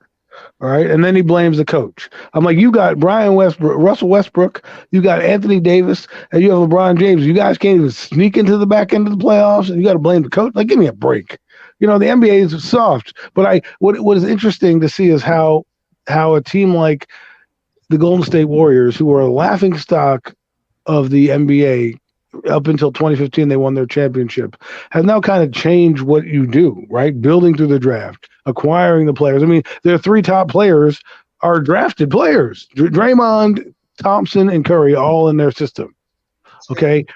And so is Looney, right? So bringing in guys, this is how winning teams win. This is why I tell people, you can't just win out the gate. Look what this patchwork Nets team has done. They don't groom their players. They groom their players to get rid of them in a trade for aging superstars, only to rehash the cycle 5 or 6 years later. Because that's what the Nets cycle is going to be. The Nets are going to dump all this salary, do all this for the next max deal for whatever guy is supposed to come up. Then we'll sign him, and he can't take the pressures of New York, or something else is going to happen, and we're going to do this cycle again. That's how the Nets do this. It's disgusting. Well, gentlemen, unless you got any more final thoughts on the NBA free agency situation, man, anything, we can get ready to move on. I'm just waiting for the pain to be over. Just please, I don't extend this crap. Just if you're gonna trade Durant and Irving, just get it over with. Just trade it so Adam and I and Hit Squad and all the other Nets, the two Nets fans could just. But here's the problem with players like that. If you're going to trade them, I'm not going to give them away. You got to get the value. The value has to still be there. I'm not just giving them away to anyone. You're going to have to give me what they're worth, and those guys are worth a lot. Yeah, so did you see what Gobert got? It's just not going to be easy finding a trade partner for players of that caliber because they're just worth too damn much, and teams necessarily aren't going to be willing to want to give away what these kind of players are worth, man. The draft picks and whatever other players. I mean, if you got all that for Rudy Gobert, what the hell are you going to get for Kevin Durant? I mean, Kevin Durant is arguably the top player in the world. You can make an argument he's the top player in the fucking world. So what are you going to get? I'm telling you right now, if we're trading him, if you want him, Miami, guess what? Give us Bam, give us Tyler Hero, give us Duncan Robinson, at least 4 or 5 first-round picks. Phoenix, you want him? I want Booker. I want Cam Johnson. You sign and trade. Bring over DeAndre Ayton. I want young players, star players, and a ton of first-round picks if you want Kevin Durant. I agree. We're not getting hardcore sports super fan. I hope they call Kevin Durant's bluff and be like, you know what? Sit out. We're not trading you. We're going to try to smooth it over, get in some other players in here. We're going to try to change your mind. I'm not trading you. Let's move on from this NBA madness. Thank you. And let's go into a happy category that NBA sadness. The Horsemen. NBA depressment. We the Horsemen like to share some of our fondest sports memories every week when we're here on the show, man. So you guys got one you want to share with the audience, man?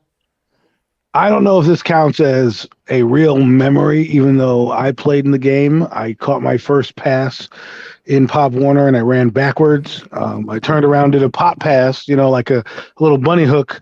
And instead of turning around and running, I just ran backwards. I probably would have scored. My coach runs over to me like, good play, but you could have scored if you turned around. I was a young kid. I just got so excited. I like backpedaled and got tackled, and it was a funny moment. That's awesome, man. Thanks for sharing that, Adam. That was awesome, man. You got one, Jeff? I could top that. When I was young as well, I was playing in a basketball game. I wasn't feeling well that night, and I somehow didn't realize that I was shooting the ball in my own team's basket. So I kept throwing it up there. Like, I'm 6, 7, 8 years old or something. Keep tossing it up in the basket. My teammates are coming over and be like, what are you doing? Stop! They're coming over trying to block the ball the entire time. I keep shooting it up my basket. Eventually I get it in. I'm sitting there celebrating. I just got a basket, and they're looking at me like, do you know you just scored on your own? You just gave points to the other team. So I'm just sitting there just dumbfounded because I had a fever or something. I feel sick the entire time. I'm like, no, I didn't. And my mom and my dad are just like, wondering what the hell is going on. And that was just like no ice cream for you. No ice cream for you, Jeff. Look what you just did. I had no idea what the hell I was doing, but yeah, that was one of those moments for me. But we all have those as kids. Well, gentlemen. You know me. I like to, get into the time machine a little bit and go back in time. I'm gonna go DeLorean. October 17th, 1989. Uh-oh. Yes. If you're not familiar with what October 17th, 1989 was, it was game 3 of the World Series between the San Francisco Giants and the Oakland Athletics. And prior to game 3, a massive earthquake hit the Bay Area I knew you were and going there. shook up the World Series, man. And it was just an iconic moment in sports, man. It obviously put a delay to the World Series for a little bit. And things were, everybody, for the most part, was a lot, a lot of people injured in the situation. None of the players, obviously, the game had not started yet. So thank God for all of that. It was just a terrible situation out there in the Bay Area, right during the World Series, right prior to the game 3 start time. And it was just one of those sports memories I'll never forget because just the news coverage was insane. I mean, I was only about 12 years old at the time. But the news coverage was absolutely just crazy, man. We were getting literally breaking news reports. Newspapers delivered that same night, extra, extra, extra. If anybody got any of those, by the way, MacDaGiantsFan is telling you, if you got one of those newspapers, hang on to it. Laminated, it's worth a whole lot of money. If it say extra, extra, extra on it, that thing is worth a lot of money for y'all. I'm just a little tip from MacDaGiantsFan for y'all, man, because that's how it was that day. That was very much back in the day when we had newspapers going on and popping off. You know what I mean? And we were getting like literally emergency ones getting delivered that same night because that's how big that was, man. The World Series, like I said, they had to stall out for a little bit, but it got back underway a few days later. And Oakland Athletics were going to sweep the Giants four games to nothing. And it was just one of those sports memories I thought I'd share with you guys tonight. I'd like to go back in the time machine, some of the fondest moments of my childhood, being a sports fan. Wasn't it true that the Oakland Bay Bridge also partially even collapsed because of the hurricane? Or the earthquake? There's a lot of damage. It was a massive earthquake that swept through there. So yeah, there was definitely a lot of structural damage. It was really bad out in the area. And it was the fact that it was both Bay Area teams too. So in the World literally Series, neighbors of each other. It's not like they could all right, we'll just go travel to the other team and just go and get away. You're still in the same area regardless. So it was just crazy. It's this whole crazy mess, man. But that's a good one. I remember my family telling me about that when I was younger. So those are the Horsemen's memories, man. And with that, with me bringing that one up, it's a good way to segue into the Mets' latest news on the Mets and the Yankees, man. Jeff, you want to take it away? Well, with the Mets, I mean, at least there's good news, and then there's bad news. We'll start with the bad news because we'll just get it out of the way. The New York Mets pitching staff right now is an absolute disaster. Chris Bassett just had to go onto the injured list because he contracted COVID-19 recently. Though David Peterson came into last night, I believe he pitched 5 or 6 scoreless innings. He pitched himself a really good game. So when he's actually gotten the opportunity to pitch, he's done very well. Tyler McGill is going to be out until mid-August. He's got an issue with his shoulder, so he's going to be out until that time. DeGrom, I know he might be pitching a rehab starting on Sunday, but you really don't know what's going on with DeGrom. Carrasco has been dealing with back issues, and his pitching performance has not been good lately.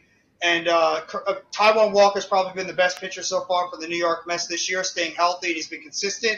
But at least the good news is that Max Scherzer, if all goes according to plan, should be returning this Tuesday against the Cincinnati Reds and making his first pitch since he re-injured his side about a couple of months ago. So that's a positive at least. In terms of the Mets offense, Pete Alonso still doing what he's doing. I mean, he's been playing really well so far this season. Jack McNeil has been in and out of the lineup dealing with that hamstring strain.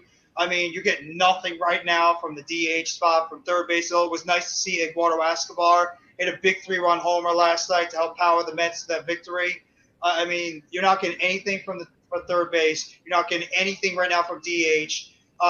You're really just the New York Mets right now. I know we were discussing about this probably a couple of weeks ago, Mac, that you didn't think that they needed a bat. I think right now this team is desperate to get at least another hitter in here because they're getting nothing from a couple of spots, except like a couple of spotty little moments. Unless you're going to call up a guy like Mark Vientos or a Brendan Beatty from the minor leagues that can fill in from that DH and that third base spot, I think the New York Mets have to start sniffing around. Even the catching spot is a little bit old because I don't trust James McCann. I would start maybe looking at the trade department. Maybe bring in a guy like, I know they're looking at Trey Mancini from the Baltimore Orioles. Not really a big-time power hitter, but he's got a decent OPS at 777. He's driven in about 30 runs, about 7 home runs. He's got about 14 doubles, so that's a guy that you can maybe bring in there, provide at least another power hitter at the DH spot, alternate him with Pete Alonso, so at least you have another guy that can play first base, but also provide a little bit of pop from the designated hitter position. You could even bring in a guy like Wilson Contreras from the Cubs that can come in there and at least provide a little bit more power or better hitting than James McCann has been doing. You could even start looking for a starting pitcher because you don't know what you're going to get from Scherzer coming back. You don't know what you're going to get from DeGrom if he does come back after the All-Star break. I think the bullpen is a disaster right now, except for, I can't believe I'm saying this, but Edwin Diaz is the best bullpen pitcher. That's a scary sight just to think about because we know what Edwin Diaz has done the past couple of years. But I think the Mets have still been doing a pretty decent job staying above float, fighting off that resurgent Braves teams that's been really playing good baseball recently. They've seemed to be getting healthy. I think the Mets do need to acquire at least another bat for that lineup, and at least one or two more relief pitchers, and maybe even a starter, depending on what Scherzer and DeGrom look like coming back off the injured list. But I still have confidence in the Mets. I don't know how you feel, Mac. I still think they're the best team in that division. Once they get DeGrom and Scherzer back, I think the hitting's still not bad. It's just I would feel a little bit more comfortable if they make some additions at the trade deadline. Kick it off. Well, I mean, I believe the Mets, they did get off to a great start to the season, but it's starting to get a little bit dicey. And like what you just said, you believe they're the best team in the division. As of right now, I think right now the Atlanta Braves are playing the best baseball in the division these past few weeks, man. And the Mets has been getting a little rough because, I don't know, once again dropped another series to the Houston Astros. The second series they've lost to the Houston Astros this season, man. It's not a good look when you're out there and it's looking like when you're going against the best the league has, the best major leagues have to offer, you kind of shit in the bed a little bit, man. It's that they're not looking good against better competition. It seems like when they play the better teams, they definitely struggle. And and that's just not going to get it done in the postseason, man, if they can hang on and get to the postseason in September and October, man. It's just you got to be able to play against the best. And maybe you are right. I wasn't thinking that. I didn't think at first maybe they do need another consistent bat in the lineup because, like you said, Pete Alonso is right now playing at an MVP level. Lindor is definitely going to be in that All-Star game as well. He's had a great start first half of this season as well. But after that, man, the consistency after those two guys, it's just like it's just not McNeil's there, been good and Marte has been solid. I mean, you get it here and there but they're still not like they don't. It's still not the same like what you're getting out of, like I said, what you're getting out of Lindor and Pete Alonso. That's what you expect out of your top guys. Agreed. But with these other guys, it's like it's here and there. It's one night is McNeil, one night is Marte, one night is Escobar, one night is Guillermo, Nimmo. But you never seem to all just put it together and just have those great nights, man, where the lineup is just killing some poor pitcher out there. It's just so you probably do need to get something. And you're right, you're absolutely right. The DH position, we got to figure out an answer for that. Got to figure out an answer for that. We brought Don Smith, came back up from the minors, man, and it's just like, I don't know, bro. It's just not. Might as well send him back down AAA, man. Yeah. It's just because he's right now. It's just a waste of time in the lineup. He's just not getting it done. He's not getting on base. He's just not making it happen, man. But J.D. Davis, Dom Smith, they're doing nothing for this offense right now. They're pretty much automatic outs almost. That's about really all I got right now because, like you said, the pitching staff is just it's rough. The starting pitching, the rotation is just almost all of them are injured at this point now. Almost all of them are. Walker, I think, is the only guy that's been healthy. And it's just rough. And the bullpen was already a disaster. It's been a disaster anyway. So it's just I don't know. And with Tyler McGill on the 60-day DL now, so we can't even get him back until at least August. Yeah, it's going to be tough for the Mets, man, and the schedule's not going to be getting any easier. No, it's not. So they're going to have to do a lot to hold off the Braves, who have been playing good, very, very good baseball, and are doing everything they can to get back into this NL East race. I don't know I if you got a want quick to question talk. for you. I got a quick For it. question for you, Mac, before I throw it over to Adam so we can give the Yankees update. But would you rather see the Mets dip into the minor leagues and try to see if they can call up some of those minor league hitters that are in AAA that are looking pretty good, like a Francisco Alvarez, like a Mark Vientos, or even like a Brendan Beatty? Or would you rather see this team go out there and get an established veteran that's at least a decent power hitter and keep some of those No, prospects?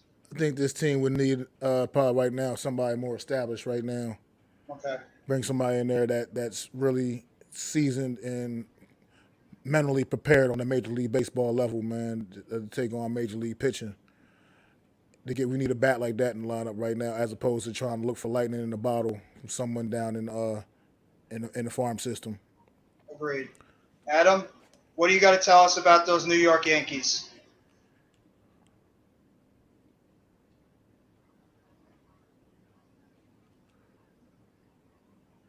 Ooh, fly All right, me to World the Series or moon. bust for this team. That's what Yes, we're go doing. Brig. World Series, but now will they win the World Series?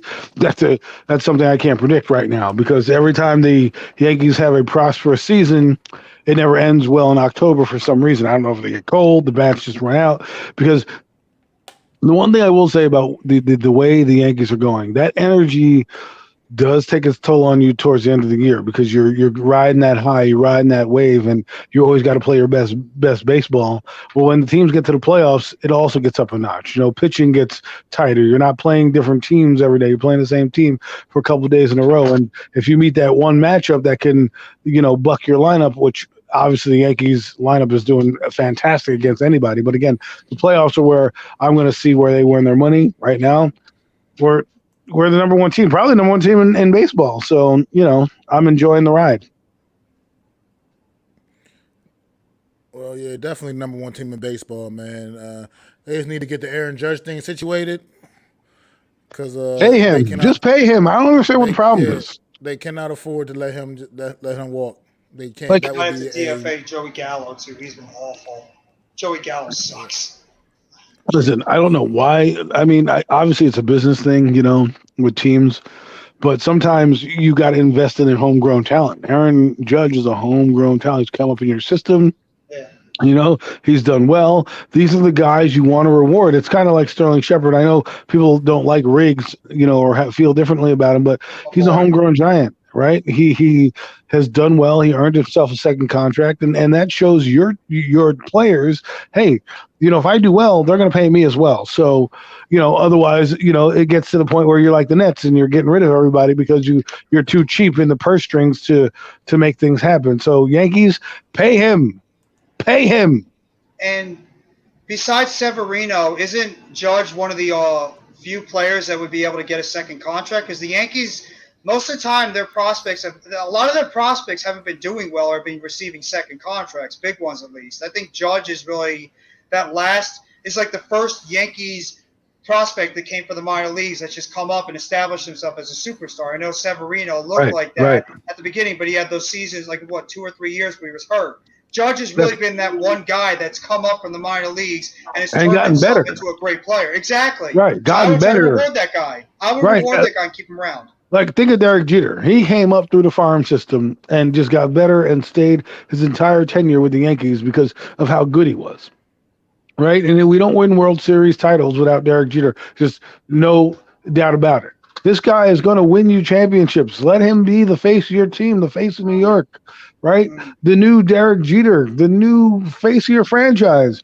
And what does that mean? You pay him. He's going to be on all your Wheaties boxes, all your commercials, all your Chevy dealership commercials, everything. You know what I mean? This guy is Mr. Baseball. So pay him as such. It's going to be a bad look, Dylan, too, if they don't pay him.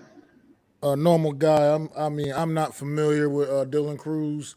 I don't really follow college baseball like that, but I'm not very familiar with him from LSU. But I'm assuming he's going to be a top prospect. This is why you're bringing him up. But if you guys ain't got nothing else on the Mets Yankees, we can segue to the next category, We can move which on. we can Just have keep it some going, fun. Yankees and Mets. Let's do it. Ranking our top 5 quarterbacks who we would think are, and none of us are gonna think the same. I'm pretty sure we're gonna all have different lists here, but we can get ready to have a little fun with. We can get ready to have a little fun with this one, man. Choo choo. Let's get that train rolling, baby. Let's Mac, go. you want to Why go don't you start first? this one off? You want me to go first? I will take it away, man. And myself, I have coming in at number 5. Got Justin Herbert Ooh, from the Los slapping him Angeles in the face. Chargers.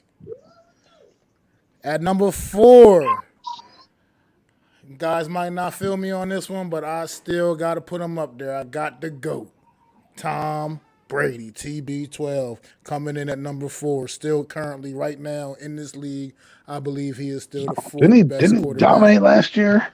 In my opinion, yeah, he was still on top of his game. And Tom Brady, but for the record, y'all, Tom Brady is only a month younger than me.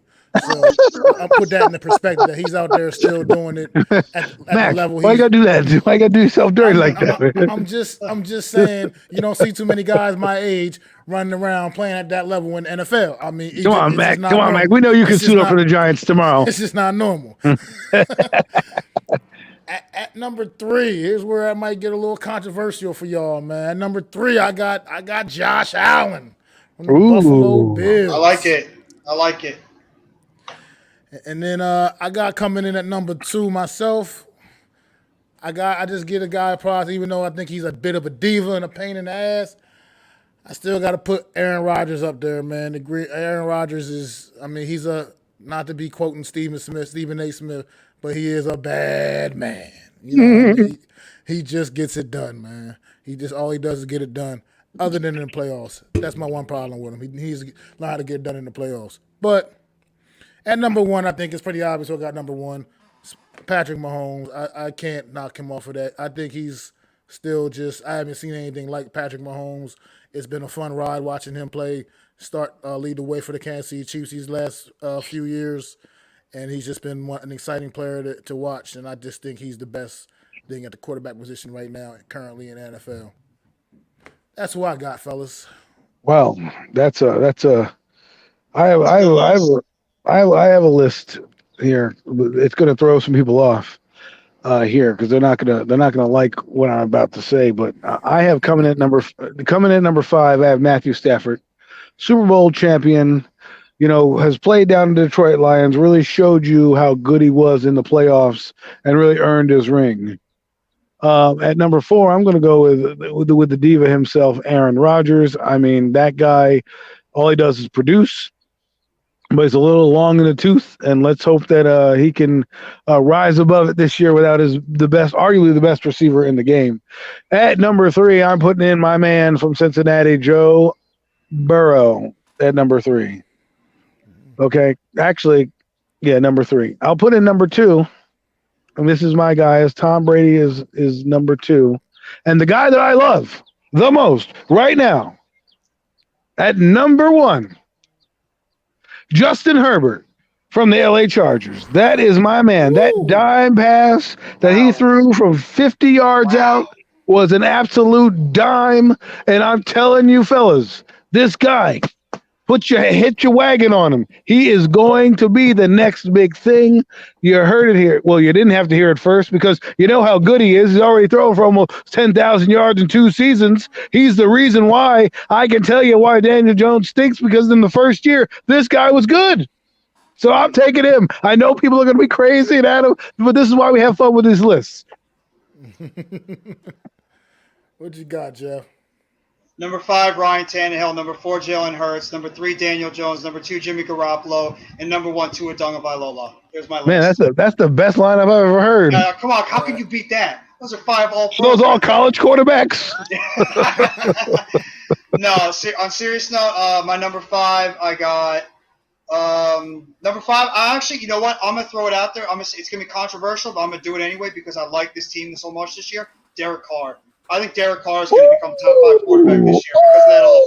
I thought I was riding dirty. I'm doing it. I think Devontae Adams coming in there, being with his college buddy. You got Hunter Renfrow. You got Darren Waller coming off an injury season. I think he's going to come back healthy.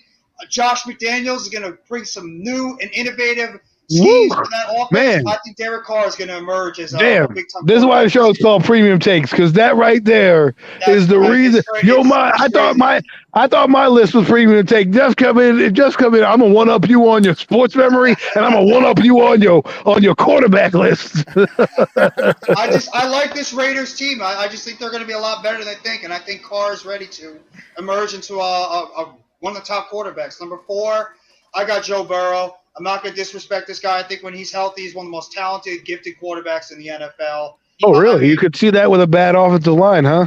Oh, yeah. I mean, he proved it with a bad offensive line. Yeah, he had Jamar Chase. He had Joe Mixon. He had T. Higgins. And he had – I knew you were going to go there. Tyler Boyd. He's got a bunch of guys over there, so still. I'm just saying. I should put Daniel Jones as my number 1. But I'm just saying. Number 3, I got Justin Herbert. I think Justin Herbert, like Adam was saying before, this kid's got a nice touch with his throw. He's got a dart, laser. He's got a lot of players around him that help him out. That offensive line is solid. And I think Justin Herbert finally will get over the top. I got them I had them as my second team in that AFC West. Number 2, I'm just telling you right now, Tom Brady ain't going to be in my top 5 list. Number 2, I got. I'm not even putting the diva Aaron Rodgers in there. Number 2, I got Josh Allen. Josh Allen showed me a lot. He showed me a lot about that guy. In that loss against Kansas City. This guy has got everything. Bonafide. A top 3 MVP quarterback. Let me ask you something. You were watching him play, and your eyes told you that he was good, right? Yeah. Okay, just checking. I just think Josh Allen is going to be playing at an MVP type level. Buffalo knows that this is their year. This is going to be the year for this team to finally get over the hump, make it to the Super Bowl, and possibly even win it. I think Josh Allen is going to emerge as a Super Bowl circling the wagons this year, like the Buffalo Bills. Number 1, I got to give it to Patrick Mahomes. Until somebody else can eventually surpass this guy in terms of total skill set. This guy's got everything: the arm talent. He's got the ability to scramble out of the pocket. When he stays healthy, this guy's got it all in terms of just an overall quarterback. So Patrick Mahomes, until another quarterback can come over and knock him off his mantle, he's always going to be number 1 right now in the NFL. Sorry, Tom Brady. Sorry, Aaron Rodgers. You're not on my list. Too bad. I mean, I love Mahomes, but and he was one of my favorites and still is. But I'm giving my love to that Herbert kid because people dogged him, but he came in and he not only did he break every rookie passing record, but the next year he improved and got better. So I'm just saying, like, this is what I tell people: when you watch evaluations of players, you see the evolution of what they're going to be and what they develop into. And Patrick Mahomes didn't play his first year; came in his second year and basically tore up the league and is doing things that I recommend the show. I don't know if you guys saw it. NFL Network said Evolution of a Quarterback, the quarterback tree. And it showed all different types of quarterbacks up and down the list, from scramblers to, the best improvising quarterbacks. And on there was like a guy, I think it was Sammy Baugh, and for the Redskins. And he could throw the ball behind him, over the top, did everything that you think he could do. And the thing that he said was, that I looked at was like arm angles, man. His arm angle moved. It didn't matter what arm angle it was. The ball got there. And those are the type of things you got to look at. Mahomes has the best arm angle throws in the NFL, meaning he doesn't have to be on platform. He doesn't have to have his arm in the right position. He can get the ball around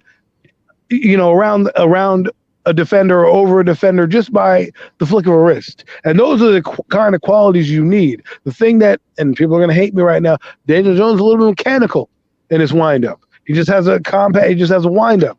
He doesn't always change his arm angles. And those are the type of things you're going to need to see out of him going forward if he's going to come and be in our top 10. I mean, good stuff for sure. I mean, I got Joe Burrow. Actually, for the record, I got Joe Burrow. He was right outside of my top 5. He would have been right behind Justin Herbert on my list at number 6 for me. But I definitely love everything I'm seeing out of Joe Burrow, man. That kid came in with a lot of pressure on him. Got drafted to a very bad Cincinnati Bengals football team. You said all it, he did was and all he did was take them to the Super Bowl this year, and they almost won the Super Bowl. And now the offensive line's better too. They were basically a touchdown away from winning that game. If they don't score a field goal and make it 23, whatever it was, and they score a touchdown, game's over. The Rams aren't winning. But their offensive line, that's what happens when you have good coaching too. They saw a weakness and they didn't say, "Hey, Aaron Donald, keep playing on that side." They're like, "Let's move number 99 over here and see what happens." Yeah. And obviously, he wrecked the game, in that precise moment. And that's why I'm excited about the season, fellas, because I want to see what we're going to pull out of our hat, how we're going to make these maneuvers. Coach said it best. Brian Dable is still a rookie coach, and that's what I want to focus on is what is he going to do when the shit hits the fan, when it's crunch time, there's 4 minutes to go in the game. Is he going to be aggressive with Wink Martindale and be like, yo man, go after it? Or is he going to be conservative? Because I heard a thing last night about Joe Judge and Daniel Jones and all the whole debacle that was, right? First off, Jason Garrett told Daniel Jones, you have turnovers, you'll lose your job. So probably that's why you saw a lot of lack of aggressiveness. Plus he stinks too. So that, coupled with the fact that you have turnovers, that's a scary proposition. Then you say that Joe Judge had a say in, when they're being aggressive and what to do. Well, that's what I want to see. I want to see when Brian Dable's going to call the dogs off, because Wayne Martindale's going to come with it. He could be up 14-0, or he could be down 14-0. What is Brian Dable going to do? Is he going to call off the dogs, or is he going to say, listen, I got to trust my defensive coordinator here to get us the ball back? It's going to be a lot, because last year we liked Patrick Graham. But what was the problem with his defense? They couldn't stop anybody inside of 2 minutes. What would this defense do? How will they adjust in game? And those are the things I'll be looking for with Brian Dable when the shit hits the fan. It's well said, man. I'm not even just looking at that for the Giants. I'm looking for every team. I want to see what all these teams can look like coming into the season. I'm jacked up for this season. I can't wait. Just get to training camp, get to preseason. Let's get the season going. It's not even just the Giants. I just can't wait to see for football to get back here. It's July. The Giants report, whether you like it or not, the rookies on the 19th. We are going to have football middle of this month, okay? The march for Lombardi begins on the 19th. Okay, now you're going to see the Costas that you guys really love, the one that's going to be pro-Giants, not the one that's going to psychoanalyze the quarterback, who stinks, by the way, every week. I'm going to ride with you guys with this kid. He better show up, because 9/11, I'm telling you right now, I've heard some things already about camp and some things that concern me. I won't bring them up because everybody's positive, but we'll see what happens. We'll see what happens. Just so everybody knows, Adam is the biggest Daniel Jones fan out there. He's just. I mean, great stuff, guys, on this, man. Y'all lists were certainly interesting, to say the least. I'm gonna look like an idiot. I'm gonna look like a dumbass if Derek Carr sucks this year. Well, I don't think he's gonna suck, but damn, you were putting him over other guys. You're like, screw everybody else. I'm not even gonna put Aaron Rodgers up. I think he's going to be great. I think Derek Carr is going to take. But why do you think Aaron Rodgers not on the list? Is that biased, or is that just what you think? I think the loss of Devontae Adams might impact him a little bit in terms of his numbers, because there's a lot of young guys on that wide receiver group that maybe he doesn't. It takes a little time for him to develop that chemistry that he had with Adams at that time. I mean, Lazard is a decent player, but you ask him to be the number one. Sammy Watkins, Christian Watson is a rookie. I mean, Randall Cobb was pretty much injured a lot last season. So I think that's the reason why I'm a little bit skeptical that Rodgers could still put up the great numbers he did before, because he doesn't have that superstar wide receiver that could just pluck the ball out of the air, just make these great routes and everything. That's the only reason why I'm a little bit reserved about putting Aaron Rodgers in that top 5 right now. I just strongly believe that Derek Carr, with reuniting with Adams, Renfro is a great receiver in the slot. Waller's still there, and I like Josh McDaniels and what he can bring to that offense. I'm just riding. I think this Raiders team is going to be very good this year. I might like a fool in the end, and you can all say, like, Jeff, what the hell were you thinking when it comes out? No, we agree with you. The West is going to be. But yeah, I think he's going to make a big jump. I really do. Well, the only thing I'll say about Aaron Rodgers, and people know about me, I'm not a fan of him at all. I think he throws a lot of teammates under the bus and doesn't get blamed for things like this playoff.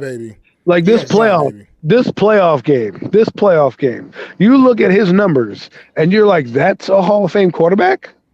No. That's the guy I'm supposed to be? Like, when he had the chances, And he wasn't playing Joe Montana on the other side with the 49ers. He was playing Jimmy Garoppolo, who did absolutely nothing. Jimmy Garoppolo might as well have just sat on the bench and let the autopilot quarterback the team because he did nothing. And then Aaron Rodgers, on the other hand, didn't do anything. But my thing is that Matt LaFleur is a pretty good offensive mind. And so to have Aaron Rodgers there, I think this might help Aaron Rodgers. And here's my reason why. People are like, oh, Devontae Adams. Sometimes when you get rid of the diva receiver or the big guy that you have to force the ball to, it allows you to open up other options like Randall Cobbs of the world and Lazard. And, he also have Christian Watkins, who, coupled with a quarterback like this, could have a big season for Green Bay. He's the type of receiver they like, big, fast, can go up and get the football. So for me, I'm looking at right. They have a Sammy Watkins as well. Let me play devil's advocate for a second, and to that point, because I hear everything you're saying. To me, Aaron Rodgers is great. Like I said, he's number 2 on my list. I'm not a fan of him personally, but I gotta respect the skills. I gotta respect the skills that the man shows on the field. However, I'm gonna play devil's advocate because everything you just said, with Devontae Adams being gone, who is that receiver on the Green Bay Packers that you have to respect, that you have to just absolutely respect? They don't have that guy right now. Somebody's going to have to prove that they can be that guy, which means teams defensively are going to play the Green Bay Packers differently, which means they're going to take away that mean they got a decent running game when everything is all spread out and open, when you got receivers like a Devontae Adams on the outside spreading defenses out. But now teams can come in, load that box up, slow that running game down, and who's going to be the receiver on this team that can step up and emerge for the Green Bay Packers? But that's why I'm so high on Derek Carr, because I think that Devontae Adams coming into that Raiders team right now, he's going to automatically demand that double coverage and that respect. And then you have a guy like Hunter Renfrow who's coming off a 100-catch, over 1,000-yard season. You know what this guy can do. He's a route-running machine. Easily one of the best slot receivers in terms of route running in the NFL. Darren Waller, when this guy's healthy, we know what he can do. He's going to demand a double team in time. So it's like pick and choose what player on that Raiders offense you're going to have to double, and all Derek Carr has to do is just get the ball to the guy that's open, because out of those 3 guys, one of them should be at least getting a single coverage. So that Derek Carr is just got to find the single guy and get the ball to him and try to spread that ball around, not force feed it just to Devontae Adams. And then you have Josh Jacobs, who's still there in the backfield, and I believe I forget who the running back is they drafted, who's actually pretty good too. So, I mean, Derek Carr and Josh McDaniels is very good in terms of his offensive playbook. This guy can create some good offensive plays and schemes. So I just think that with the players you have on that offense, it's only going to help out a quarterback like Derek Carr, that all he has to do is just get the ball to your open playmaker, and I think he's just going to have a really strong season this year. Got a question from Nikki in the chat, man. Who would you guys rather have, Jamar Chase or Justin Jefferson? And I'm gonna tell you, I want Jamar Chase, and there's nothing no slight on Justin Jefferson, but Jamar Chase is an animal. He's an animal, and I don't know any other way to put it, man.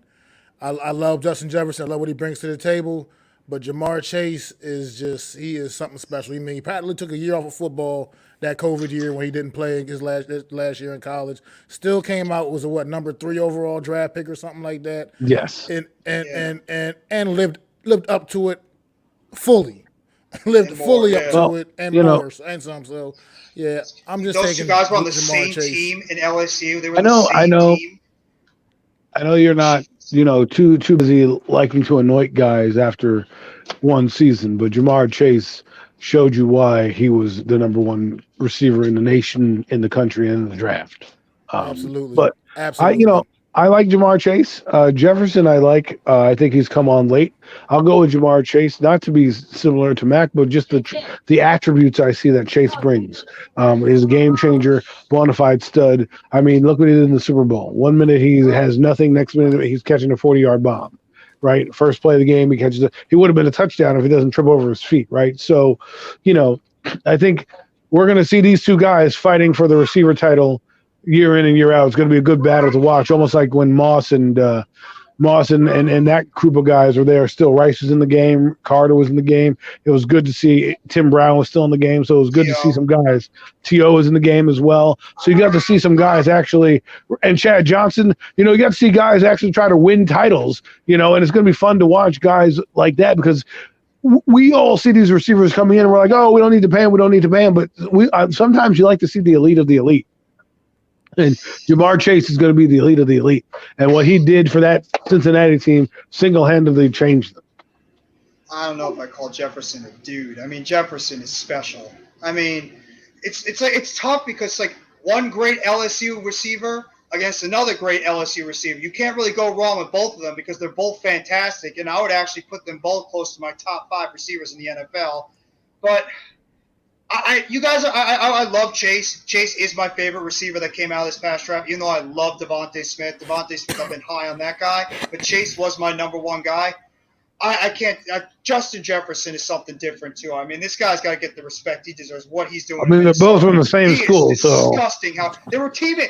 That's how Joe Burrow had Justin Jefferson and Jamar Chase throwing the ball to those two guys. How lucky can you get having those two studs as your wide receivers? I mean, Jefferson, he's fantastic. What he's done in Minnesota. Since we went there, let's go there. Okay, LSU. I mean, they were both on the same team, and Jamar Chase was still the one that stood out. You know what I mean? Jefferson, True. as much as he's turned it on, his first couple years Jefferson in Minnesota was great though too. I'm not saying but was he drafted? That's not what I'm saying. But where was Jefferson drafted? Was a late first-round draft choice. Right. And I'm not saying he should have been drafted a little bit higher. He should have been. Yeah. He slid up. He should have been drafted a little bit higher. But he was never even remotely considered a top 5 draft pick. He wasn't. Chase could arguably be number one in any conversation like that. You know what I mean? Yeah. So you got to put the perspective also that they played at the same school, and Chase still stood out above Jefferson as well, man. They had a couple other good receivers. The kid on Carolina right now, Terrence Marshall, he was also another good receiver they had on that team. LSU was absolutely loaded, man. Joe Burrow made the most of it. They got Van Jefferson too, who plays for the Rams. That's true. It's never. This is not a knock on Justin Jefferson by no means. He is phenomenal, but Jamar Chase is just, he just. The only thing that Chase struggles with feel all warm inside.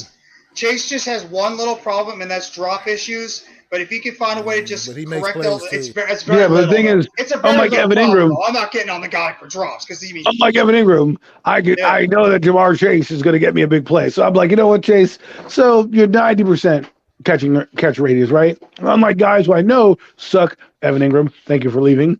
I'm glad that Jacksonville took him off our hands, but. A guy like that, he has a drop issue. Every once in a while, yes, it's going to come back and bite him in big spots. I mean, I was watching this guy named Big Blue BCR on Twitter, and he does Pain Week for the Giants. And he watched that. The Pain Week came up into his Green Bay, and I just watched Odell Beckham Jr. get hit right in the hands and drop a ball in the cold weather. So it happens to the best of them. Sterling Shepard, end zone, drops a touchdown. It's just like, but it's when those drops happen, Yeah. I mean, and look at Chase goes right into Cincinnati. You have 2 great receivers already there, and Tyler Boyd and T. Higgins, and Chase immediately goes in there and becomes that number 1 receiver. The guy is special. Well, he made those 2 guys better. Yeah, he's special. He's a special receiver. You're talking about this guy might be a future Hall of Famer. Go ahead, Matt. I was going to say, Nemar, real quick, man, address your question real fast. I have no idea what the Vikings are planning on doing with Kirk Cousins. It's just nothing that I concern myself with. I don't really care about Kirk Cousins' situation or what he's got going on with the Minnesota Vikings. So then no one's going to take that cap. Then no one's going to take that cap hit. He still get paid like what, $40 million? Something still guaranteed on that whack ass contract he got. He fucking robbed people blind. But we got to get ready to wrap things up, fellas. So we going to go into our final topic real quick, man. Get ready to end the show. And the topic we started last week, man, I think we should continue this well because it's kind of fun just bringing up, favorite sports movies. So many great ones out there. And why not while right now there's not a whole lot going on in the sports world other than the baseball season right now for the most part. Might as well bring up maybe some of our favorite sports movies, man. You got one, Jeff? I mean, there's so many good sports movies out there, but one of them that actually is just one of my all-time favorites was Remember the Titans. I mean, just the type of just the type of message that movie brings to you. Denzel Washington, one of my all-time favorite actors. Just I love everything about that film. There's no football movie that just makes you feel inspired, makes you feel good, and just makes you want to go out there and just. It's like sometimes I get lost for words because just how much I really love and enjoy that movie. Remember the Titans is always one of those movies that just hits you right here. It hits you right here in the soul. Like, everything about it. But that is easily one of my all-time favorite sports movies. I love everything about it. One of my favorite movies growing up. Mad respect, Denzel Washington. Just left side, strong side. Shout out to Authentic and the Beard. Great choice, Jeff, man. Let me tell you a quick story about that movie as well, since you brought that one up, because that's definitely one of my favorite sports movies as well. I remember when I first purchased that movie on VHS too, mind you, VHS tape. Yeah. Yes, VCR, folks. If you're not familiar with what VCR. a VHS tape is, Go Google it. I bought that tape, took it home from work. It was It was on my birthday many years ago. And I remember I went out to the bar that night, got all wasted for my birthday, drunk as hell, come home that night late as shit, like 2 o'clock in the morning, whatever time it was. And I popped the tape in and I said, let me just watch a little bit of this before I pass out and go to sleep. The movie was so damn good. Even in my drunken state, I stayed up till probably damn near 4 in the morning watching this movie because I could not fall asleep on it, even though I was completely hammered that night. And that's how great that movie was. And it's just the story, the message behind it was amazing, Jeff. So that was an excellent choice, man. Thank you. It just hits the soul right here. It's just such a great movie overall. Big part of my childhood. You got one, Adam?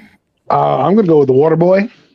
Hey. Came on. Come from the Men of the Titans to The Waterboy. Well, I was gonna say Any Given Sunday, but I'll go with The Waterboy. It was a funny movie. I love football movies, especially slapsticky ones, and this one is got the best LT line I've heard all day. Which brings me to my next point. Don't smoke crack, right?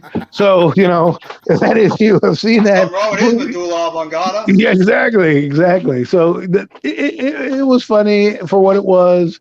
I remember seeing it with a bunch of my friends for his birthday, and it was a good time. So The Waterboy is the movie I'll choose this week. The professor getting hit with the baseball out the window. That was funny. Yeah, Mama says football's the devil. Mama's wrong again. I loved everything about that movie as well, man. Another just classic Adam Sandler comedy, man. Bobby Boucher great movies in the 90s. Getting like 20 sacks a game, man. Like it just that shit was lit, man. Like the coach that rambles on, like blah blah blah blah blah blah blah blah blah. You're like, so but good. I'm going to definitely keep the football theme going, man, here, fellas. But I'm going to go back to a little more of a serious movie. And I'm going to take it back. I hop into the time machine once again. Yeah, we should have some music for when Mac talks about his sports memories. Like, boop, boop, boop, boop, boop, boop, boop, boop. Now going down to memory I'm lane. going to take it all the way back to Brian's song, man. Oh, my God. Brian's song starring James Caan and Billy D. Williams. And this story is a story about an old Chicago running back named Brian Piccolo, man. And the friendship he built, absolutely based on a true story, the friendship he built with Chicago Bear Hall of Fame running back Gale Sayers, man. Brian Piccolo was many years ago, was a starting running back for the Chicago Bears at some point, and they drafted Gale Sayers, man, who came in and took Brian Piccolo's spot because he was just flat out more talented. I mean, it is what it is. But Brian Piccolo was also talented enough that they wanted to find a way to keep him on the field, so they converted him to fullback and would have those guys playing together, and they became absolute best of friends. Gale Sayers, Brian Piccolo, and then Brian Piccolo would end up getting diagnosed with cancer and would lose his fight to cancer, unfortunately. And the movie is really sad. I mean, it's going to get them eyes watering a little bit. I'm not gonna lie, it's gonna get them eyes watering a little bit. It's not a very fun ending to the movie. Watching Brian Piccolo succumb to his fight with cancer, man. But it's just a great story about two guys, man, that became the absolute best of friends, man. He came in, he took this man's spot, And a lot of times, a situation like that, especially with one of them being Caucasian and the other one being African American, back in those times, that could have led to a volatile situation. You know what I mean? And these guys truly bonded, and it's just an awesome story, man. And if you've never seen the movie Brian Song starring James Caan, Billy D. Williams, definitely need to check it out, man. Sometime, man. It's a great sports film, true story, and it's just always gonna be one of my all-time favorites, man. Yeah. Great choice, man. It's got that similar message that it tries to send to you as well, similar to Remember the Titans about it's just it gives you, it really hits you right here in the heart. And I mean, Gale Sayers could have been the greatest running back of all time if he wasn't dealing with so many injuries. Injuries wrecked that guy's career, but he was as talented can be in terms of running back position. But awesome choice. Great choice by you too, Adam. You need to bring that comedy in there. But we are going to get ready to wrap things up. Super duper big or anything. It's going to be regular, probably. We are going to get ready to wrap things up after 2 hours. And it's been 2 hours, folks. Everybody's been along for the ride, man. We want to thank the chat, everybody. Nimar, Coach Ed, Nikki, Olivia, Normal Guy, Pimper. Guys all been great. Big Blue in the Bronx stopped through, man. Really appreciate it. Chad Schrader. Eric Seabrook, man. Logan, all you guys have been amazing, man. Anybody I missed, we still love y'all, man. And thank you. We are definitely about to get up out of here, man. And if you guys want to tune in later on, man, the Money in the Bank watch party will be in full effect right on here on the Hardcore and Sports Network. You can find it on my channel, the Hardcore Sports Network. You can find it on, I'm sure, Mitch Kofsky's channel. I'm not sure what else we're streaming it to, but that thing gonna be live in living color too. At AK's channel also. Yeah, AK's channel, Philly Eagles Uncensored. So you can check us out live at 7:00 for the Money in the Bank watch party. And it's you guys got any final thoughts? Any final words?